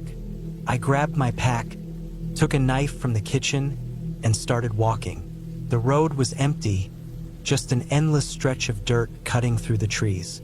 I walked fast, forcing my feet to keep moving, my ears straining for any sound. A mile in, I heard it. Behind me, the sound of footsteps moving through the trees. I stopped. So did they. A cold sweat broke out on my skin. I turned slowly, scanning the woods. Nothing. But I knew someone was there, watching, following. I didn't run. I wanted to, but I knew better. Running meant panic. Running meant making noise. I kept moving, steady, controlled. Another mile. The sun was dipping lower. I needed to move faster. Then, ahead of me, in the middle of the road, something that made my blood turn to ice. A single boot print. Fresh, not mine. I turned, heart hammering, and that's when I saw him. A man standing between the trees. Just standing. Watching. He didn't move, didn't say a word.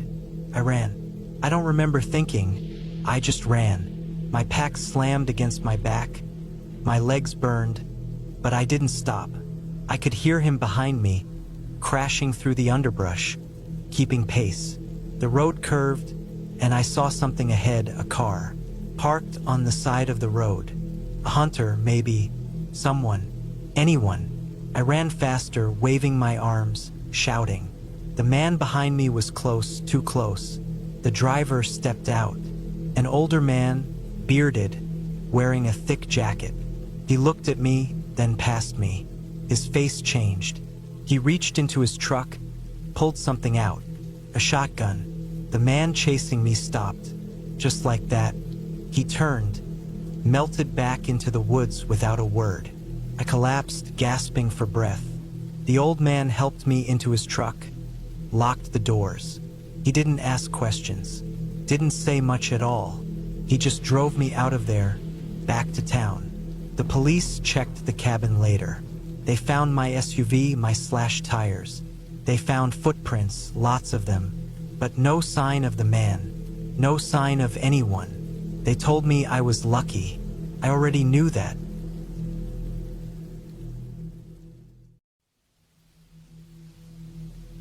This story is about my uncle who got married for the first time in his late 30s. For their honeymoon, he, his new wife, and her daughter, who has special needs and is truly remarkable, decided to stay in a cabin at Mount Hood in Oregon. They rented the cabin, unpacked their things, and settled in for a 3-day vacation. On the last night, my uncle was up late watching TV. His wife and stepdaughter had already gone to bed, but he needed to use the bathroom. After using the bathroom, he came out, and the only light on in the cabin was from the TV in the living room. It was bright enough to light up most of the living room and part of the hallway. As he walked out of the bathroom, he saw his wife heading toward the kitchen. He thought she had woken up hungry, so he decided to follow her. He walked quietly behind her, and when she reached the end of the hallway, she slightly turned toward the kitchen before suddenly darting into it at an impossible speed, faster than any human could run. The figure was wearing a long white nightgown, just like the one his wife had worn to bed, and had shoulder-length hair. Feeling uneasy, he stepped back and peeked into the bedroom where his wife and stepdaughter were sleeping. To his shock, both were sound asleep in bed. Needless to say, he was shaken, and he couldn't sleep after that. The next morning, they left the cabin. Later, he called the person who had rented them the cabin and said, "You didn't mention the cabin was haunted." The man responded, "Oh, so you saw her, huh?" My uncle hadn't told him about seeing the woman, confirming that a fast-moving female ghost was haunting the cabin. He later admitted that if the ghost had turned to look at him, he probably would have completely lost his composure right then and there.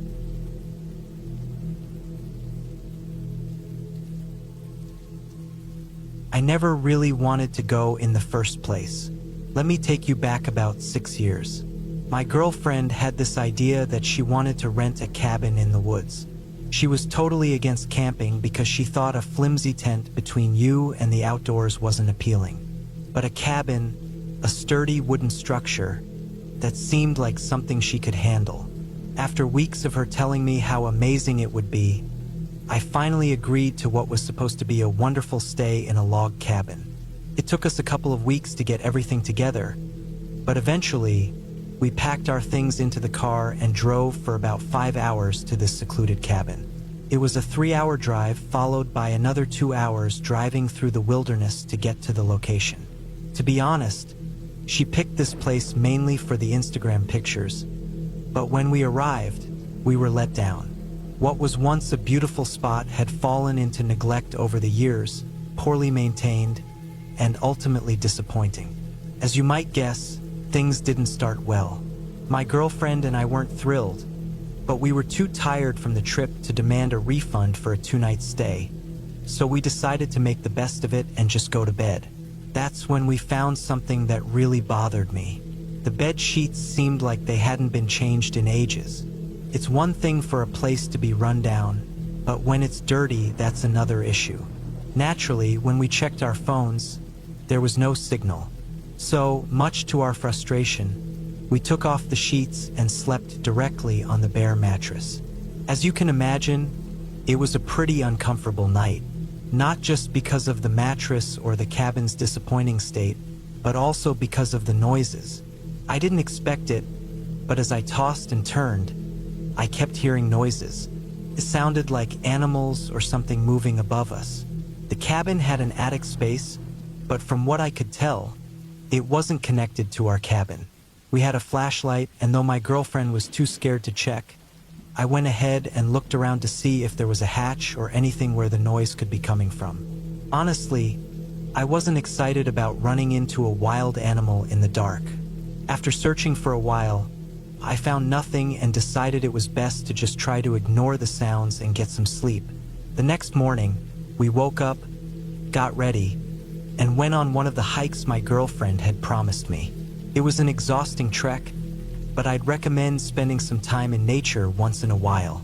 We spent about 6 hours walking, enjoying ourselves, but we were absolutely wiped out when we returned. We took off our shoes, laughing and chatting when we noticed something that completely killed the mood. Our food, which we had neatly arranged in the small kitchen, had been tampered with. The door to the cabin was locked, just as the owner had advised, though he mentioned it wasn't really necessary because the place was so isolated. Still, we locked it just to be safe from wild animals, but someone had clearly gone through our food. It wasn't the way a wild animal would tear into something. No, this was different. Someone had carefully opened the food packages as though they were trying not to make a mess. The problem was, we had been counting on those granola bars after our hike. When we found the box open with 3 bars missing, we immediately realized something wasn't right. That's when we started to really get nervous. In our minds, it was clear someone had been inside the cabin. Then, I remembered the noises from the night before, and it all started to make sense. Could there have been someone living in this remote area, and we just happened to stumble upon their territory? Maybe they'd taken the opportunity to steal some food. As you can imagine, I felt a deep sense of unease, and my girlfriend and I quietly discussed what to do. It almost felt like the place was being watched, like there were ears everywhere, and someone was keeping an eye on us. I wasn't sure how far we'd need to drive to get a signal, but I was starting to lose it. After a few whispered conversations, we decided it would be best to leave. We slowly began packing up our things when we noticed something else was missing. My wallet. My entire wallet was gone. I was furious. Not only had this intruder taken our food, but now my wallet too. What were they planning to do with it? It was a 2-hour drive to the nearest town. Where would they go? I knew I had to confront whoever this was. We had a pretty good idea they were hiding in the attic, but how would we get up there? My girlfriend and I stepped outside and walked around the cabin. That's when we found a small hatch at the back. It was propped open with a small stick, confirming that someone was indeed up there. Slowly, I mustered the courage to open the hatch. Flashlight in hand, I opened it and shined the light inside. What I saw horrified me. In the corner, in the dark, was a small, rat-like man. He nearly squeaked when the light hit him. I won't lie, I nearly lost it, but I kept my composure and shouted at him to throw my wallet back. I didn't care if he kept the cash, I just wanted my wallet. To my surprise, he tossed it over. I grabbed it, feeling utterly disgusted, and we quickly packed everything into the car and drove off. We never returned. When we finally got a signal, we called the cabin's owner and told him about the man. He was very apologetic, saying he had no idea anyone was living there and promised to send the authorities to deal with it. We didn't ask for a refund or anything. We just felt extremely creeped out knowing there had been a stranger living above us that night. Who knows what he could have done if he really wanted to. But the question that still haunts me is, How did he get in when we locked the door?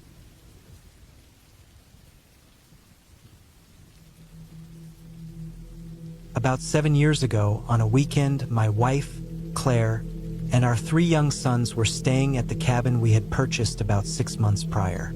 Right from the start, we noticed strange things. Shadows flickering, lights behaving oddly, and movements that didn't make sense. One evening, around 10:30, everyone went to bed, and I snuck into the kitchen to grab a piece of the cookies my wife had baked earlier. As I was cutting a slice, I heard a soft, woman's voice whispering, "Hey, what are you doing here?" It startled me, so I called out, "Claire," without turning around. When I looked, she wasn't there. I brushed it off and kept cutting the cookie. But then I heard another whisper, this time clearer, "Hey, are you going to eat that cookie? I want one too." I quickly looked around but saw no one. Feeling uneasy, I hurried back to the bedroom and jumped into bed. Claire was still awake and hadn't been in the kitchen asking for cookies.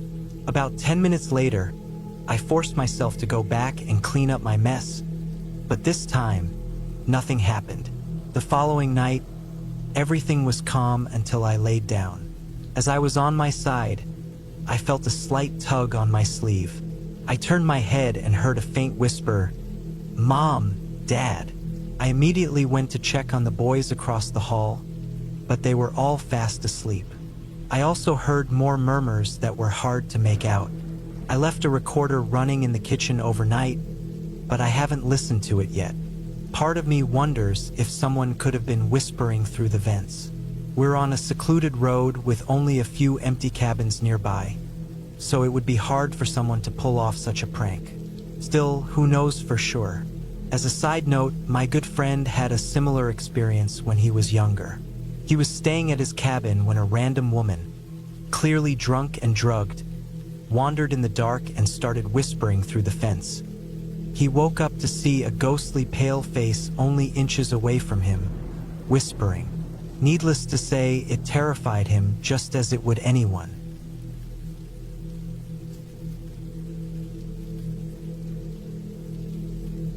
Did your village ever have any legends like the one about the old shack in the forest or the Erie Road where people claim to see spirits?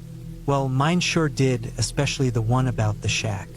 When I was growing up, there was a rumor that just south of the abandoned school, deep in the forest, there was a shack that had been left untouched for years. The tale was that some terrible murders occurred there a long time ago, and after that, nobody ever returned. But if no one went back, how could they know what happened, right? Still, it was a story that really got the kids talking, especially me. One summer, my friends and I were completely bored, and this story suddenly popped into my head. There wasn't much to do in our small town of about 150 people, especially before everyone had smartphones, so we decided to check out the shack. We were all excited, packing our bags and grabbing anything we thought we'd need for the trip. But as we got ready, the sun set, and we realized we'd have to wait until the following day. The next morning, we met up behind the old schoolhouse and began our walk. We found what looked like a faint trail, maybe used long ago, but now almost covered by plants. The trail led to a small open area before disappearing, so we kept walking straight ahead, or at least we thought we were, so we wouldn't get lost. One of my friends, being cautious, started marking trees with chalk to help us find our way back if needed. It was a smart idea, but with so many trees, I wasn't sure it would actually work. We walked for about 2.5 hours. According to the stories, the shack was supposed to be only about an hour's walk south, so I began to worry that we had gone too far and missed it. After walking for 15, the long journey without finding anything really made us feel like giving up, and we were definitely getting tired. Just as we were about to turn back, one of my friends spotted what looked like part of an old path, barely visible beneath the plants. This gave us new energy, and after another 20 minutes, we finally found the shack. We couldn't believe it, we had actually found the shack from the stories, the one where those murders were said to have happened. My friend quickly pulled out his camera and began snapping photos while we all celebrated. Now came the big moment. We wanted to see what was inside.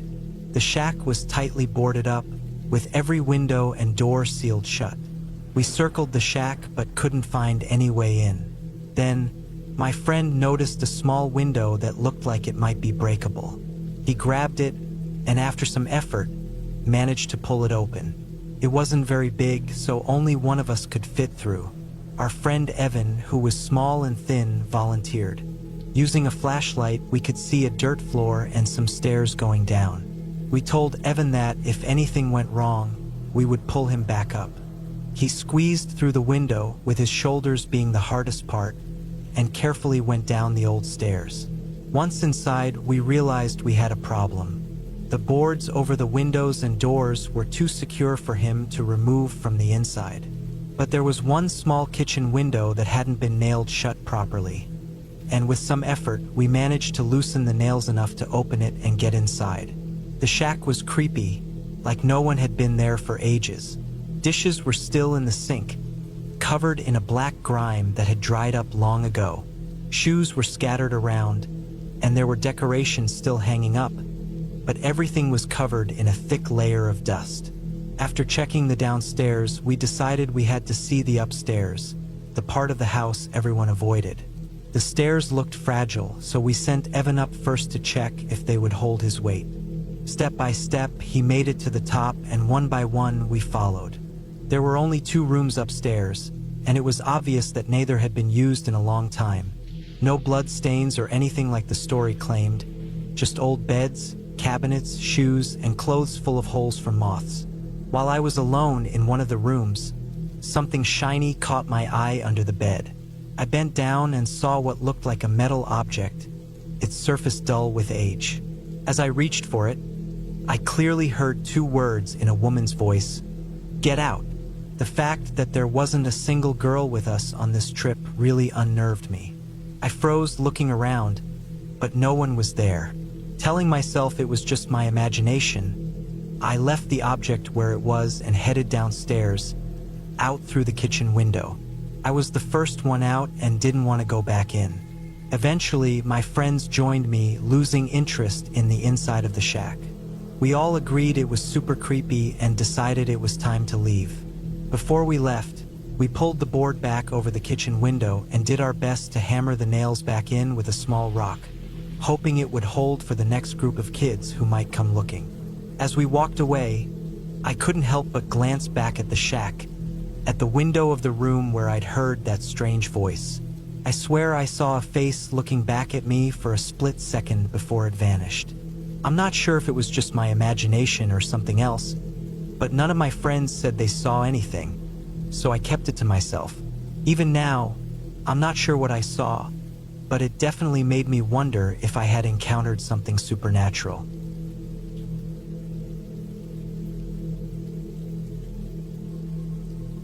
One night, this isn't my own tale, but one from a friend of mine who went camping with me. We were in the same cabin, staying up late until we grew tired and finally went to sleep. My friend Lucas and I had sneaked a few instant coffee packets from the kitchen and mixed them with water late at night. Lucas didn't handle caffeine as well as I did, so he stayed up longer after the rest of us had dozed off.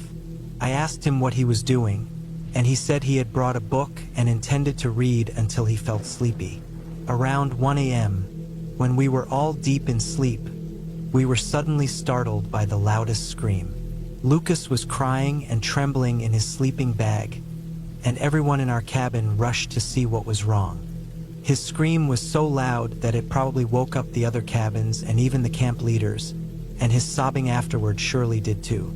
Once the camp leaders came into our cabin, I stayed on my bunk to avoid getting trampled. Lucas told us he had seen a ghost moving around our cabin. He also mentioned hearing a gust of wind as the ghost moved.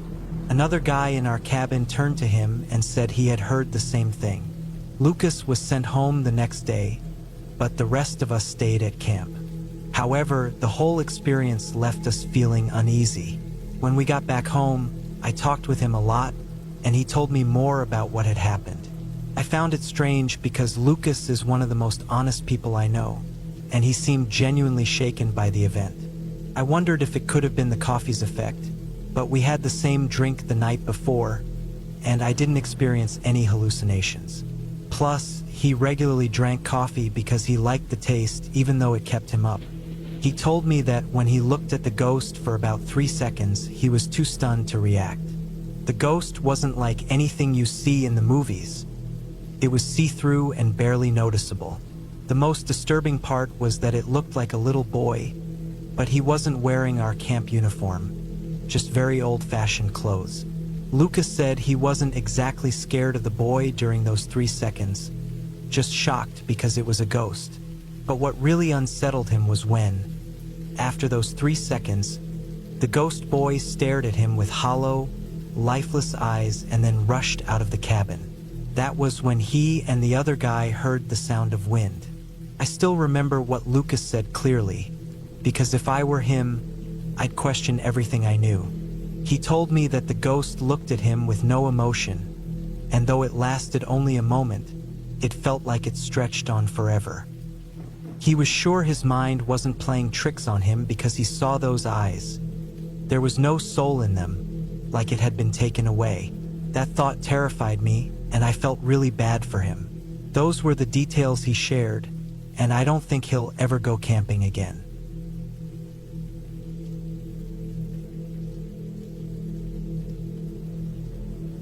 My mom and 2 older brothers would often visit my aunt and her 3 children around Christmas time. Our whole extended family would gather together, uncles, aunts, and everyone else. They lived in a remote area in Scotland, near a place called Black Isle, though the village of Cresty is the actual name, but Black Isle is more commonly known. The area had some strange rumors about being a place where witches held rituals and made animal sacrifices on Halloween. These tales spoke of things that happened a long time ago, but no one really knew if they were true. For the family gathering, we rented a holiday home just down the road from my cousin's house. It was a large place with several bedrooms, making it perfect for hosting a big group. My older brother, his friend from Africa, and I shared a room. While they slept peacefully, I found myself unable to do the same. Suddenly, I woke up and couldn't figure out why. I squinted, trying to see in the dark, but everything was pitch black except for the sounds of my brother and his friend snoring. Then, the door to the room creaked open slowly, and a deep feeling of fear hit me. I didn't see anyone enter, but as I tried to focus, I noticed shadowy shapes moving around the room, especially near the 2 other beds, hovering above them. At least 3 of these shadows were present, and one stood close to my bed. Though it didn't have clear human features, I could feel as though it was staring straight at me. I decided the best thing to do was to turn over and face the wall, trying to convince myself to sleep. The next morning, I told a few family members about it, but most of them laughed, saying it might have been witches and brushed it off. The only one who took me seriously was my brother's girlfriend. She said she had felt something similar. While sleeping in the room next to ours, she felt as though someone had sat on the edge of her bed, pressing down on her legs, but when she looked, no one was there. Feeling uneasy, I decided to check the guest book to see if anyone else had reported any strange happenings, but I found nothing. That night will always stay with me, and if you ever find yourself near the Black Isle or staying in that holiday home, be cautious of any unusual shadows in your room.